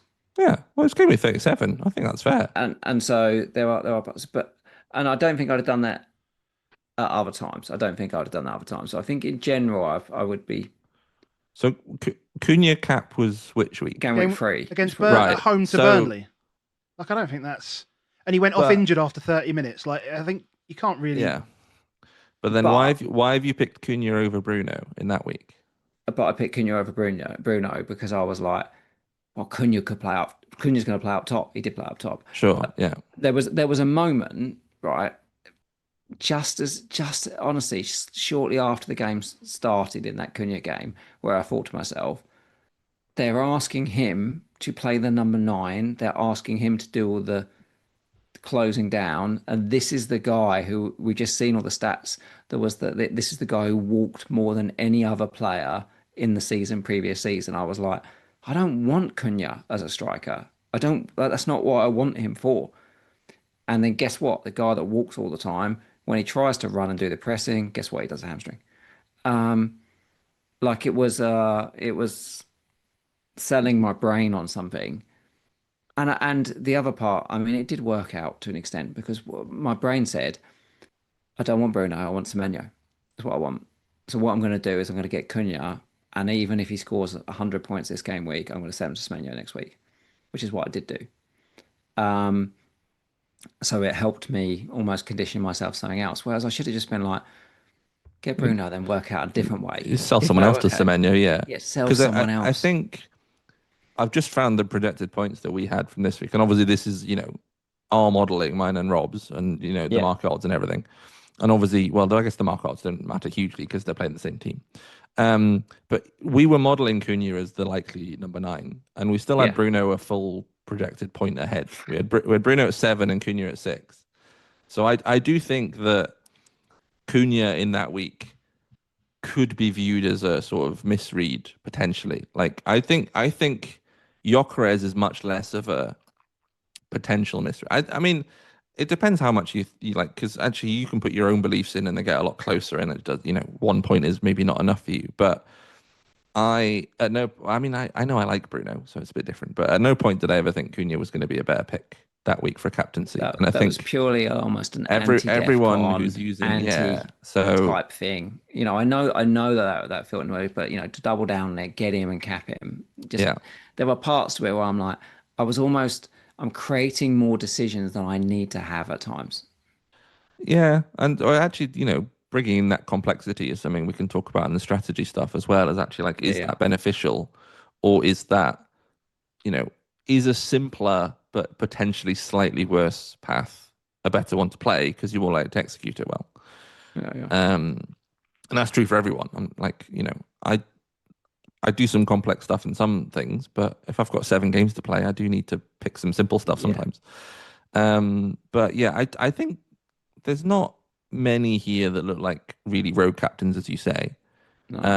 And I think I would lean to Cunha being more of a mistake than Gyökeres there, even though Gyökeres actually just didn't start the game. Because unless you really thought Gyökeres wasn't going to play and Havertz was going to start, which he did, then that's the only thing that would make Gyökeres a really poor captain. He was projecting very highly. Whereas Cunha, like, you can have your own models, and I'm sure they were close on other ones, but I do think that Review, Solio, Scout, Tokvam, everything will have had Bruno a full point ahead. So 100%. So maybe like if that's game week 37, yeah, fine, ownership play. But game week 3 maybe is not the time to do. I don't know. Yeah, I don't mean to be too harsh. Just thinking. Do your caps? My caps. We've got 2 lists. Da-da-da. Amazing. There we go. How many is this? 14 different caps. 14 different captains. Yep. Haaland 18 times, Bruno 5 times, Wilson twice, Saka twice. Or whether one of those Wilsons was an auto cap. I think I had it on Haaland and he didn't play. So I think I got the vice from Wilson because I accidentally left it on Wilson as well. I didn't do that on purpose. So whatever. Was that the blank game week? Or different? No. No. It was just a random Wilson. It was just game week 23. Game week 28. Oh. Game week 28, Haaland didn't play. Oh, he didn't, did he? Yeah. I think everybody got Bruno vice cap for 13 points doubled, and I got Wilson for 12 doubled. So, like, okay, cool. Fine. Yeah, I mean, Wilson cap, you got 21 points on average. On average, right? Yeah. I capped him twice, and I got 24 points and 18 points. So better than Saka and Gabriel. Yeah. Lovely. Gabriel capped twice, and then a bunch of individual ones. Xavi, Wirtz. Xavi, I think, did he get injured? 60th minute? Went off? He did. Yeah. Wirtz once in that Bournemouth game. Thiago, can't remember when that was, to be honest. Porro was game week 1. Palmer was like game week 6. No, maybe a bit later than that. No, earlier than that. Game week 5? Game week 5. Palmer. Oh, he'd just come back, I think. Yeah. Salah in game week 4 on a free hit. Ekitike game week 18. Cunha, that was him playing in Wolves at the midway point of the season. And Jaden Anthony last game week of the year. So also playing Wolves. Anthony playing Wolves, Cunha playing Wolves, Ekitike playing Wolves. Salah in game week 4. Who did they play? Burnley? Wolves or Burnley? Yeah. Who did Xavi play? Wolves. Play Wolves. Wolves. Oh, lovely. Ekitike was definitely Wolves. Porro was... Sorry, Wolves. Porro was Burnley. Like, I literally was like, target Wolves and Burnley. Yeah. And I did horrifically because targeting the worst 2 teams in the league is a terrible decision. Like, you can say it's a bad decision from going against Haaland and Bruno, fine, but it's like the fixture is bad the fixture is obviously really, really good. Wirtz was the only one that was a bit iffy. I guess it's like counting it sort of shows how good Bruno and Haaland are. Yeah, and obviously they both had very good seasons, but it shows you how good the top players are. That even an okay player playing the worst team in the league usually doesn't match up with Bruno playing someone fine, Haaland playing someone fine. Even if they're away, like Haaland, like away to Fulham, as Porro at home to Wolves isn't going to match that. Even It can do. Even But on both your Wilson weeks, Bruno outscored him in both those weeks. It's so stupid, isn't it? So you got was it 9 points and 12 points, or where it was? Yeah, 9 points and 12 points. And Bruno got 13 points in both those weeks. Just insane. what a guy. So even the thing that came off the best still actually lost. Yeah, that's And so I stupid. think that is it. I think there is definitely something that you definitely have an inclination of, and that's partly born out of the conversation that we have every week of putting Haaland on. It's like, well, who's playing Wolves? Who's playing Burnley? Maybe. And normally, like they're like 0.1 of a goal behind as a team. You think that's going to be where it is, and maybe their share is obviously going to be different to Haaland, right? Generally speaking, like Haaland's going to sweep up 65+%, and the people that I'm picking are maybe going to be closer to 30, 35, whatever. Ballparking numbers there, but yeah, maybe that's. I think I'd half both of those, but yeah. We really must though overlay. Doesn't matter. I'm just being annoying. Go on. The other perfect storm for this season is no whipping boys. I'm above average. So even with Burnley really being a bit of a whipping boy at times, and probably Wolves early on the season, if you still look at the bottom three compared to previous seasons, we've had less to target than we've had in the last few seasons. So we've got less premium options playing less favourable fixtures. No one really got thumped. No, this is the first season I think where there was nobody scored 6 in a season. Which sounds like, well, of course no one's going to score 6, but yeah, just once a season someone scores 6 goals. No one scores Quite 6 often. all season. That's a real rarity. What So a we've got terrible that part. We've got that thing of like nobody's thumping anyone. The bottom teams are being stingier, and the premiums are doing shitter. And this is it. So that doesn't mean what we're saying here is that you necessarily have to say, well, I'm just going to have that guy. I'll just pick that guy. That's not the way to do it.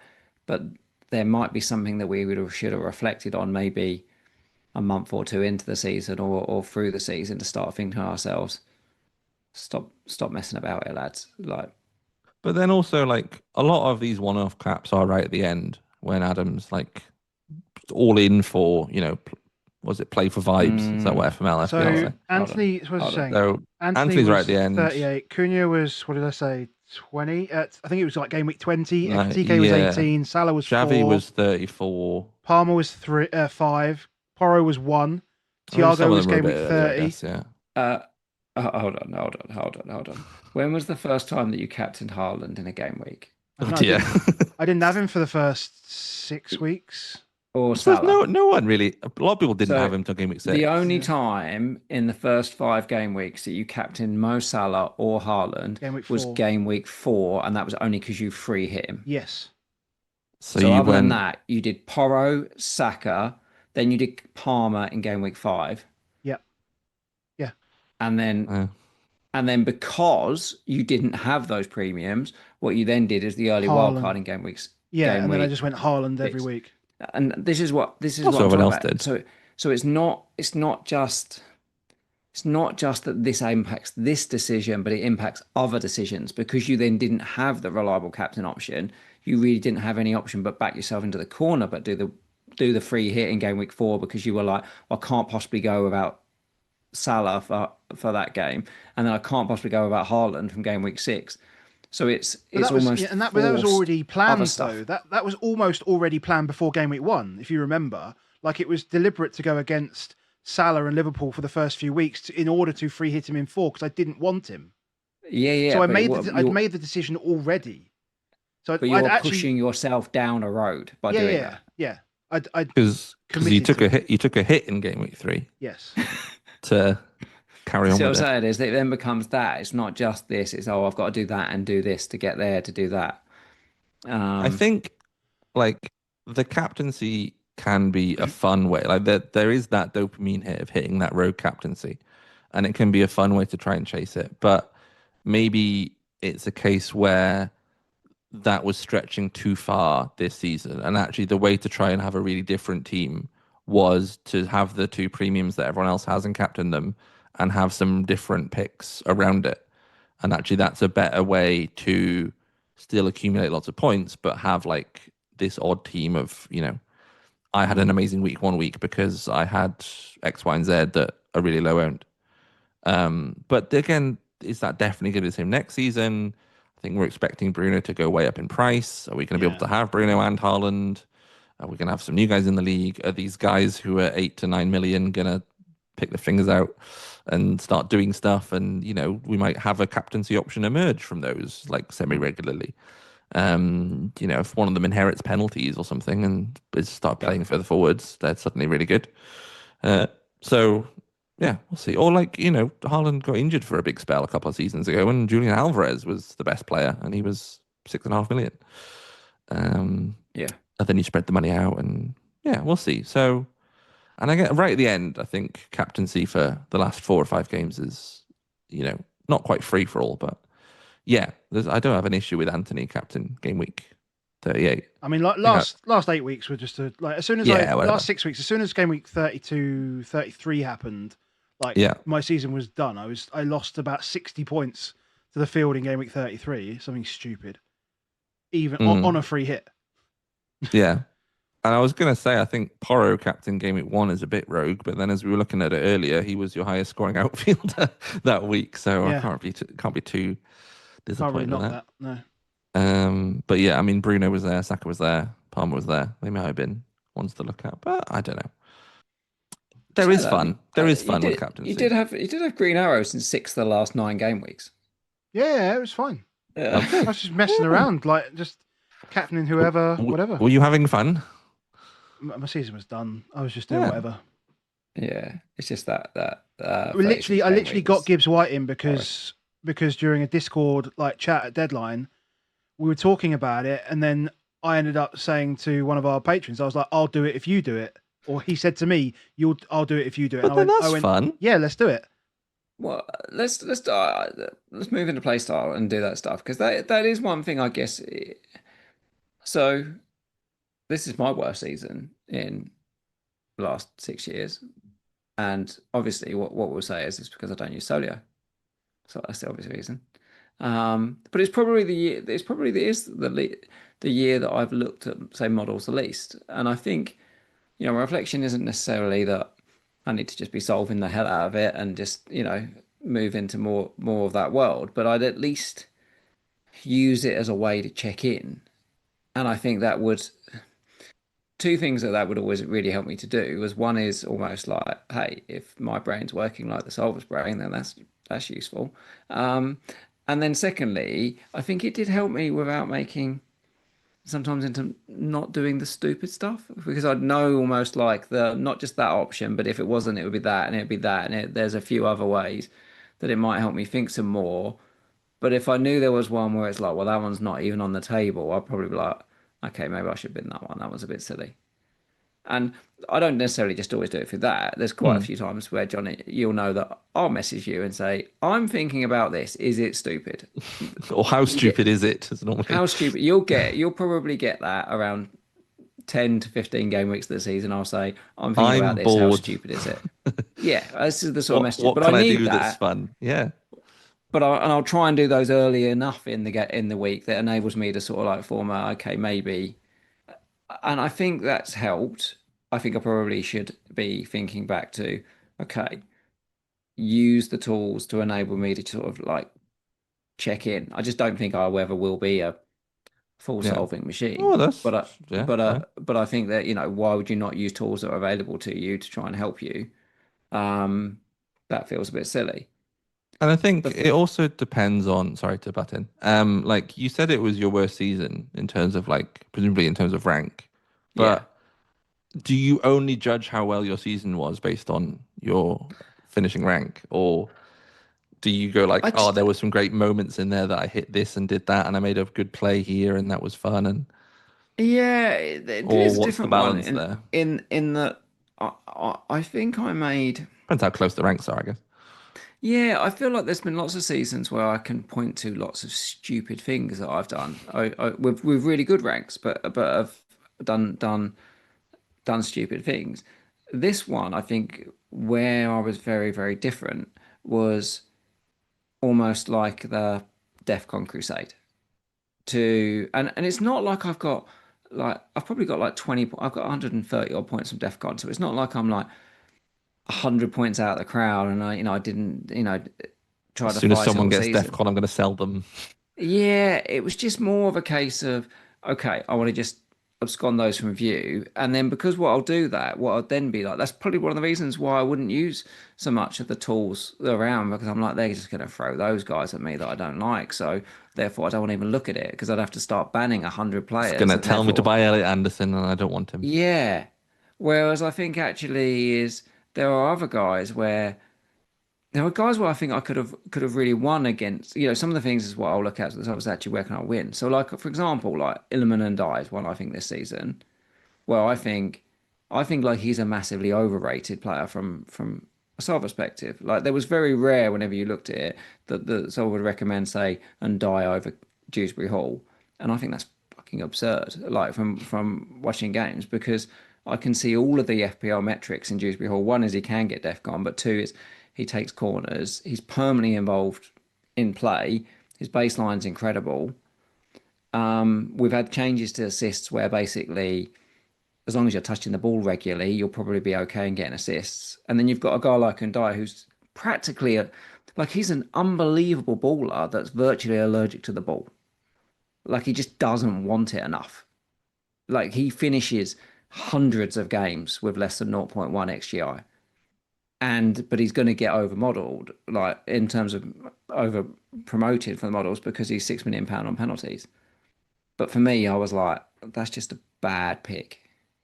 Would you like to guess which of how many DEFCONs, how many times Dewsbury Hall hit DEFCON and how many times NDI hit DEFCON?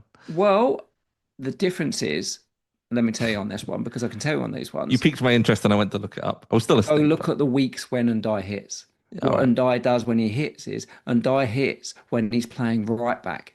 Because what happens is like he hit it against City at before half time, but everyone had What him a on his guy. bench. Everyone had him on the bench because he'd also got booked before half time too. And I think he came off in Yeah. about 63. Like you can see there's parts of it, and I'm like, I know all this stuff. So why would I just turn against some of these things when actually I can be like, oh, okay, use everything that's available to me.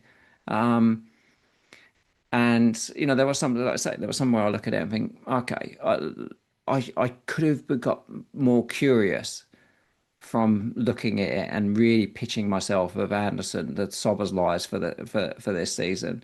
It wasn't like Dewsbury Hall wasn't recommended at all this season, was it? It wasn't I mean, like they can be really close in Enzo Lafay. projections, and one of them just is the first suggestion because they're point one ahead, and you Yeah. go in and put your own beliefs and go, oh no, I don't think NDI is that good. You drop him down and you put Dewsbury Hall up, and it starts suggesting Dewsbury Hall. But if you think, okay, I want trying to think of another mid. Who did you have instead of Anderson instead, for example? Who was your Mm, like well, I who's your didn't six really. six million? Yeah. I had more expensive guys. Spent Okay. way too much on midfielders all season.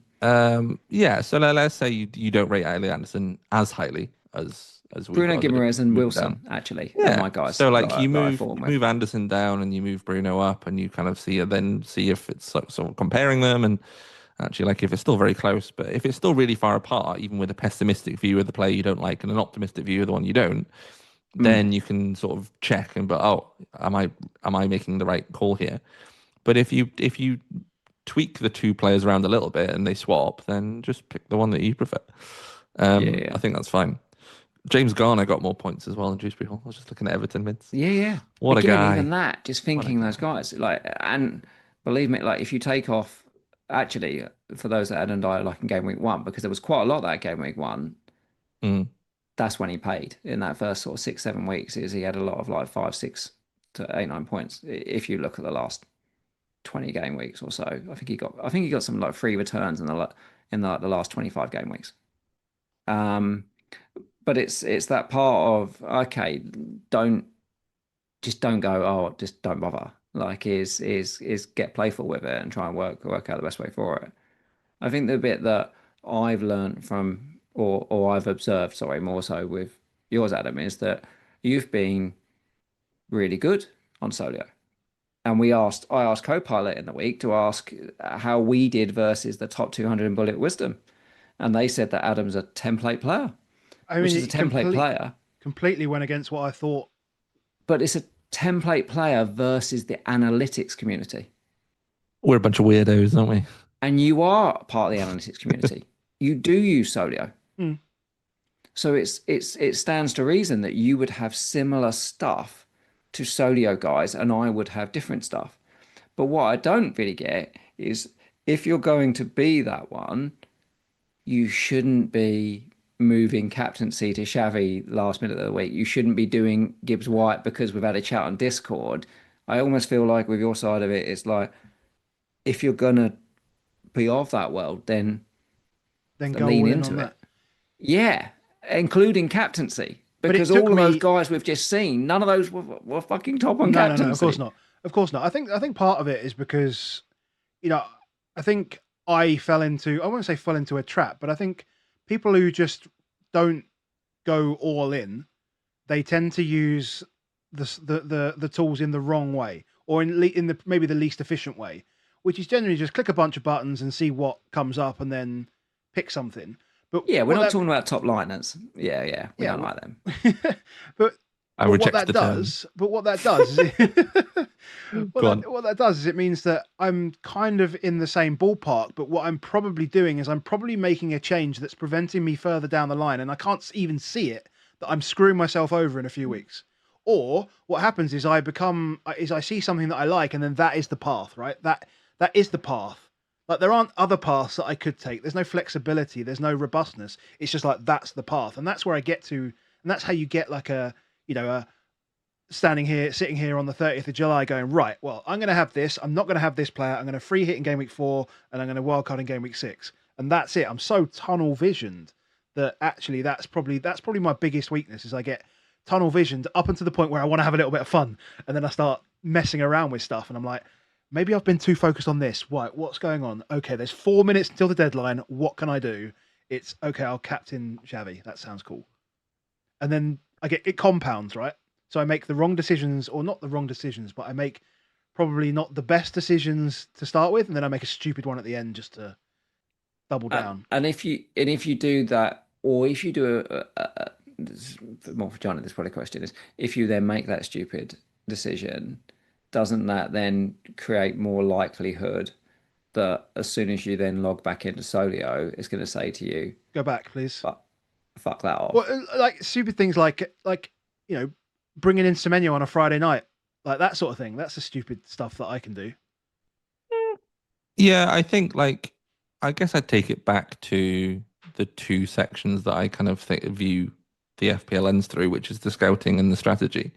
And if you're using it if you're looking at the projections to use it for scouting to figure out which players are good, comparison of different players, is how much better is this guy than that guy? If I put my own beliefs in, answer a question of, if I want to work out how good Marmouche is when Haaland's not playing, I can kind of help myself answer that question with the projections and stuff. And then the other element is the strategy of what transfers am I going to make? What lineups am I going to put out? I guess choosing your bench order is more of a scouting thing. Well, maybe scouting's not the right term, but yeah, player evaluation, because you're who's best this week. But managing your transfers and managing your chips, I think, is where the tools are there to guide you rather than prescribe in that sense. And you can press a button and get a good suggestion and it'll be fine, it'll be all right. But if you want to really plan your strategy out, it takes a bit more time and effort than that. And that's what we're trying to work on still as well, is how do you simplify that process? How do you give people a strategy that allows them to see beyond just which one's getting more points here and now? And actually, if you're thinking strategically, I really try and think of okay, it's important that I make a decision for this week, but whatever happens next week is going to have so much info between now and then that I should be aware of the types of decisions I might make next week. But there's no single decision I can commit to now. I might have one that I think is very likely, and I do end up playing it. But Haaland gets injured, I've got to do something different. Stuff happens. And I think, I don't know if you want to bring up the transfer flow, not the transfer flow, they're a company, Ted Knutson. The flow of transfers graph that I had, this one, yeah. So this is how many transfers everyone had available. So this is the blue lines, Adam, the yellow lines, Baker, and then we've also got our two like samples here. So you got to game week 3 and then took a hit and then free hit in 4 and then wildcarded in 6. But I think the value of a wildcard over the course of the first opening line of fixtures is not especially high. And actually, if you'd like decided that the players that you wanted in game week 3, so Gibbs White and whoever, were players that you really valued and you did want them in, and ran a wildcard solve, it probably would have come up better than waiting for game week 6. Like, because you wildcard, you keep your old transfer. You can even free hit in 4 if you still want to. Then you get in game week 5 with 2 transfers. You roll again, you got 3 in game week 6, and you do whatever swaps you need to then. So actually, it's hard to go, okay, like, in game week 3 already my path for the first 6 weeks is different and I need to like pivot. But I do think kind of evaluating all those different options and being like, okay, I decided this in game week 0 that game week 3 was going to be some moves and game week 4 was going to be a free hit. But can I evaluate now and actually find a different one? Because if I commit to that now, especially at the start of the season, committing to something in 3 or 4 is just like Palmer got injured, different things happened. Salah wasn't looking so good. We knew that Haaland was going to be good for game week 6. Like there are ways to change immediately. And it feels knee jerky, but actually, if you've done enough evaluations, I think like a wildcard in 3 here, which is actually 11 if I played wildcard 3, calm strategy. You finished top 60. You see some of his tweets on or Twitter. Finished top 60. He's like a very good analytics manager. He does different stuff. They played wildcard 3. A lot of guys played wildcard 4. Like it was quite popular because not only that now, if you roll in 2, you can wildcard and carry it through. So you can wildcard with the intention of rolling the following week. And then suddenly you've got the right team. You've got the players that you realized you wanted in 2 weeks.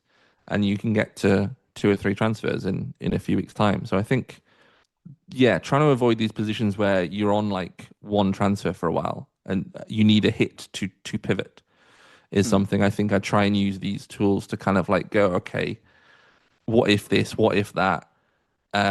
What if I can't make a transfer for 3 weeks? Like, does this plan still kind of make sense?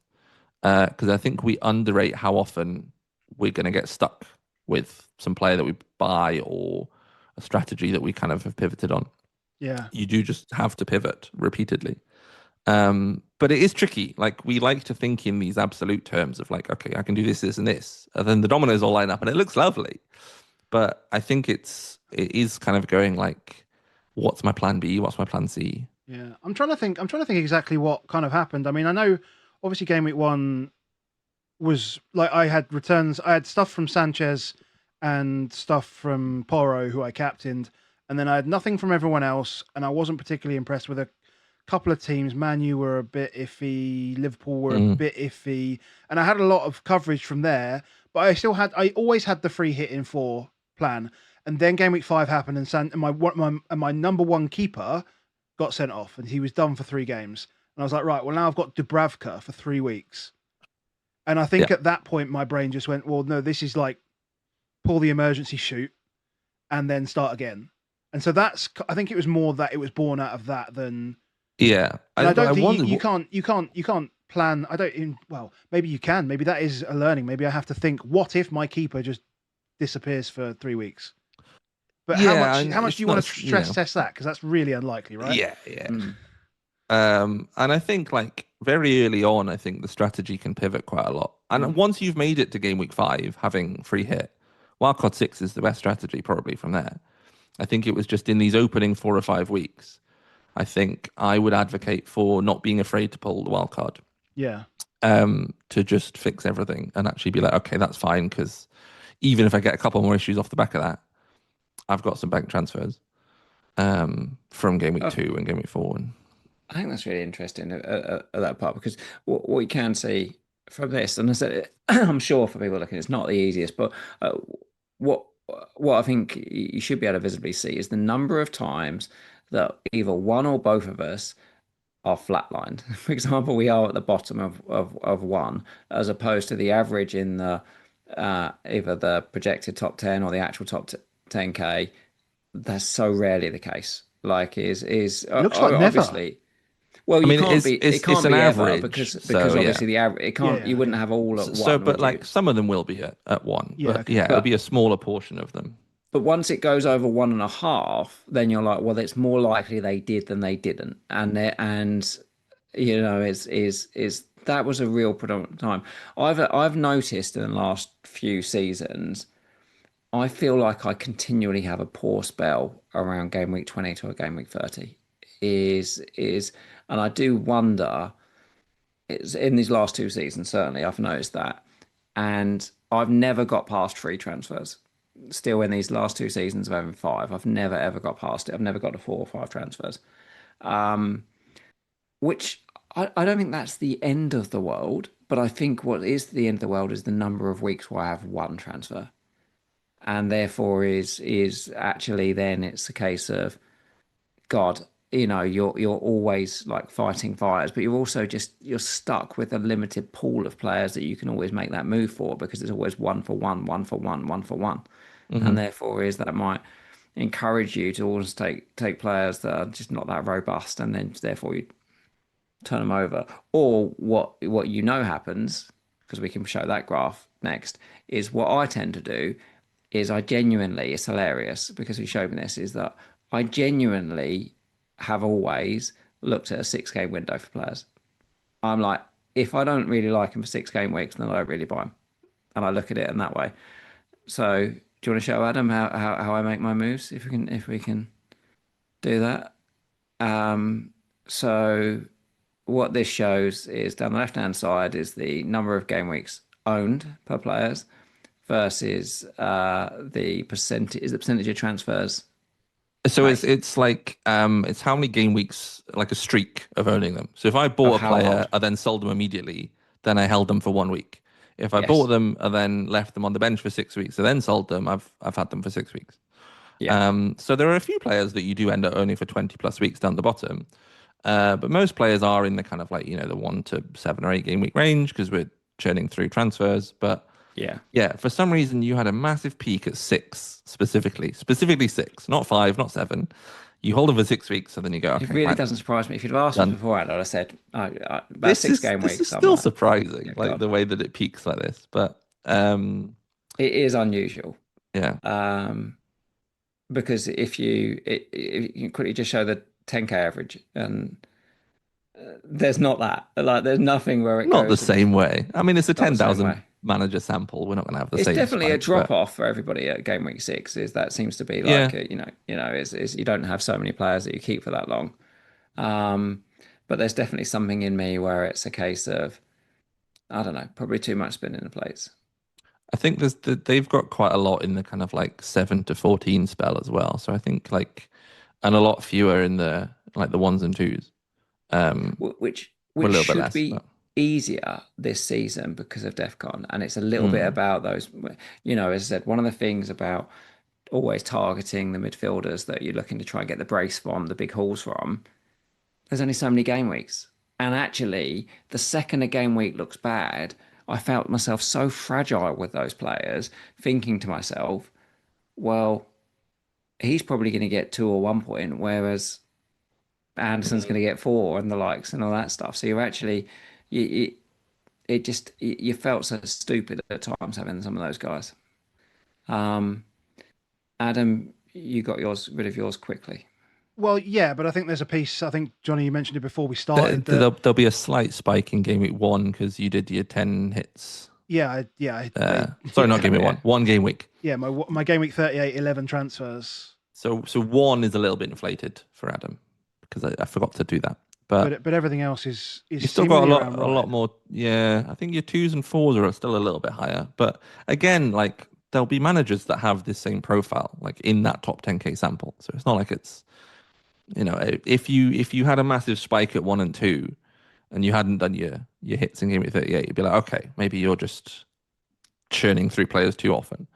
So you are churning through players more often than the average, but yeah, it's not like enormously so. And I think this was just useful to kind of be aware of, like, whenever you are buying a player, like just roughly how long you might end up having to hold them for.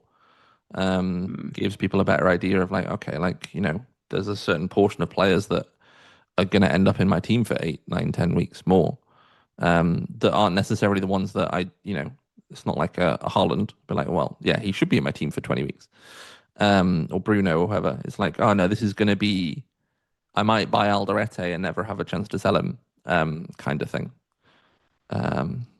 So yeah, unless your wild card's coming up, anyone you buy, even if it is primarily for the next 3 or 4, there's always that chance that they can end up being there a lot longer, even if you plan to sell them on. Yeah, I mean, I think it's primarily as well. I think there's a piece here that because I only had Mark Guiu for 9 weeks, right?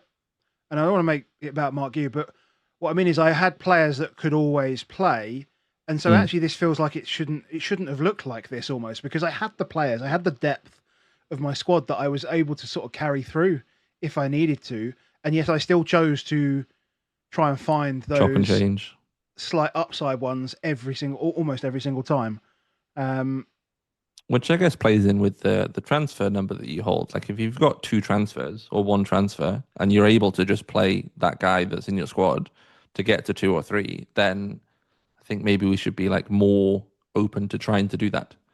I do think there's a point about, like you said, you'd never got to 4 or 5, Baker, and I think like it is valuable to be at 4 or 5, but it also plays back into that thing you were saying about like being in a complex situation. Like, are you going to be able to execute from a point of 4 or 5 transfers, or actually is that like you shouldn't go, I'm never getting to 4 or 5 specifically, but if you're at 3 and you're umming and ahhing between rolling and doing some moves that you want to do, I don't think you need to go, well, 4 or 5 is so good and everyone does it. Like, I need to get there.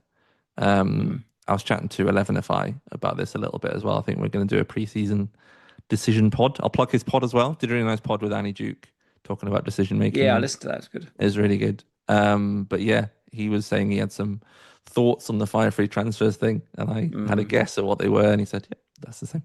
So we're going to do a pre-season pod on that. But yeah, I think 4 or 5 is complex. So like you don't need to get up there.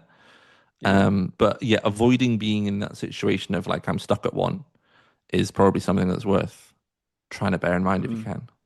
It's probably about when it's probably about when you need to be around there though. Like when do you need to have those transfers? Like we know the best time to have those transfers available really is from kind of like game week 25, 26. And because that is the time of the season where things start getting thrown around. Because we have least certainty on when teams are going to drop in terms of fixtures, when they're going to blank, if they're going to blank, when they're going to double, if they're going to double. You're also talking at a point of the season where teams are fatigued. We've got 9 teams in Europe again next year. That's something we need to just remember, is that the players are all knackered. Yeah. Like they're just all knackered. So yeah, I think that's something just for me to remind myself that time is coming, right? I guess the process sense check is maybe like, if I'm at 1, can I roll? And if so, like, how much worse is that than the guy I want to buy? Because I can always just do it next week. If I get to next week and I've got 2 transfers and I can just make the one I wanted to make last week, and okay, that's fine. But you've got another week of info. I think that's just the kind of spot to be in, and also maybe looking at like where I might end up stuck at 1 and trying to set up for that. Just know, Adam, on that game week 1, the 1 week hold, 2 week hold type stuff, is that impacted? Because you brought Lewis Skelly in a game week 37, and then you kept Lewis Skelly in 38. So every single player that you sold in game week 38, you had for longer than a week. And then the week before that, you brought in Szoboszlai and you kept Szoboszlai as well. So yeah, maybe. I don't think those 1 week and 2 week holds were impacted by the 10 hits. But although every single player that came in, they would have been a 1 week hold. Yeah, but you didn't sell them, so they wouldn't be a transfer, so they don't appear in this. They I think they do, because you owned him for 1 week. I owned him for 1 week, so it counts as a 1 week. Oh, okay. So actually, transfers at the end of so the issue is 2 weeks. Well, the transfers at the end of the season is always going to push things closer to the 1s and 2s in this part anyway, right? Yeah, because you cannot hold a player for 20 weeks if you bring him in game week 35. Yeah. So that's partly what skews it. Yeah. Yeah. Yeah. I mean, it's slightly inflated. It's not like, you know, I don't think your lines would be where Baker's are basically, but they'd be a little bit lower. But yeah, well, as you said, some of them were bought in Game Week 37 and owned for 2 weeks, but a lot of them would have been, yeah. Well, a lot of people bought, you know, anyone you buy in 38 is 1 week. Everyone did that. Yeah. But then I suppose that shows up for in the other everybody ones too. there is, Right, because everyone made more transfers than they normally would in Game Week 38. People took hits But I because had 11 of them, so we had barely any players playing. It was a fun deadline of every 15 minutes getting a new. This guy's playing. This guy's playing. I was like, oh, right. So, captaincy, not necessarily, like I say, it doesn't have to be that it's just a smaller pool, but it's probably less mucking about. It's probably might be a lesson for us. How much do you enjoy the mucking about? Well, I'm pretty sure we'd both enjoy 100 points more. Sure. Because I think that's the first question is how many points am I willing to give up to muck about? Kind of. Yeah. Because you can muck about and get more points, but like on average, mucking about is going to cost you some points. But this was not the season to do it. There are seasons when you can muck about on captaincy. I think there's much more seasons. When we had seasons when we had, you know, the likes. Well, when we had Kane and no one owned him, like, and you can go that. Well, was I mean, fun when for there us. was 4 or 5 premiums. Yeah, Son, you you know, just have Kane, the premium that no one else has. And Palmer was good, you know. Those were the days. Those were the days. But this probably wasn't the season for mucking about on captaincy.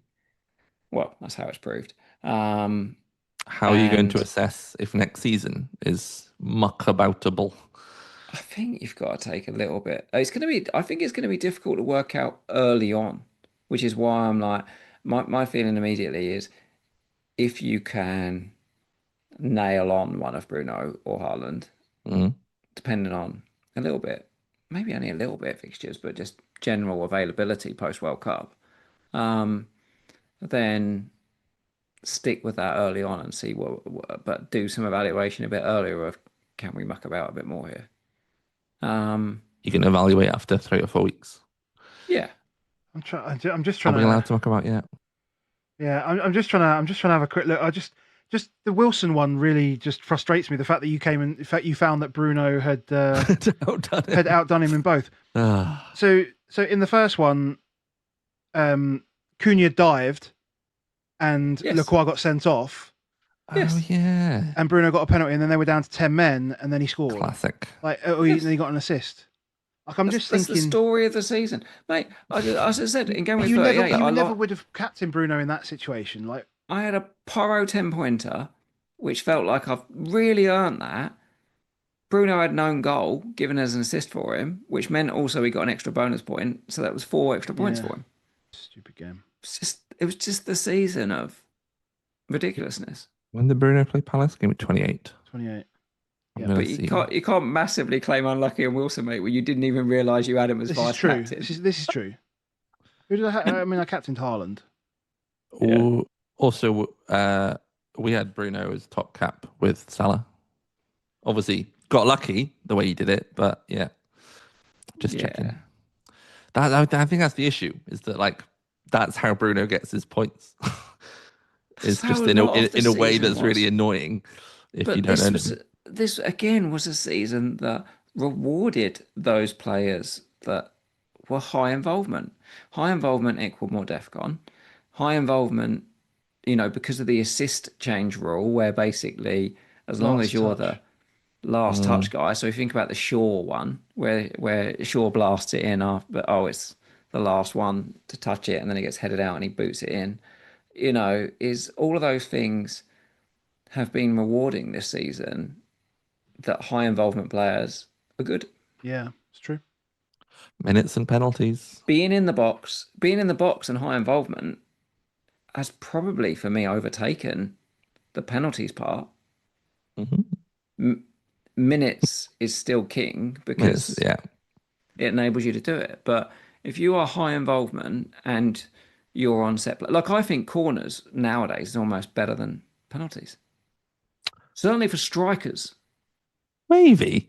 I'd rather have a midfielder on corners than I would a striker on penalties because look at Thiago. Oh, what did he get? About 4 bonus points for the season. Got a lot of penalties though. Yeah. But they're like, if you have a midfielder that got an assist and DEFCON, then that was worth more. But even the assist was almost there. But Sometimes you then, get the like, game. our corner's going to be as good next year. If this assist rule continues in that yes, if you But only need one are they person gonna to touch allow it, this meat wall that they have? That you keep putting it in the box as long Keep it in as the you box, it get just gets the deflected. It can get deflected to that very corner, and yeah, it is. Yeah, if you But cross all it, the if time you that cross it fantasy in, it goes to the back assists are post. rewarding. Yeah, Fair enough. Corners. Okay, we'll get corners. JC's Corners are taking good. notes.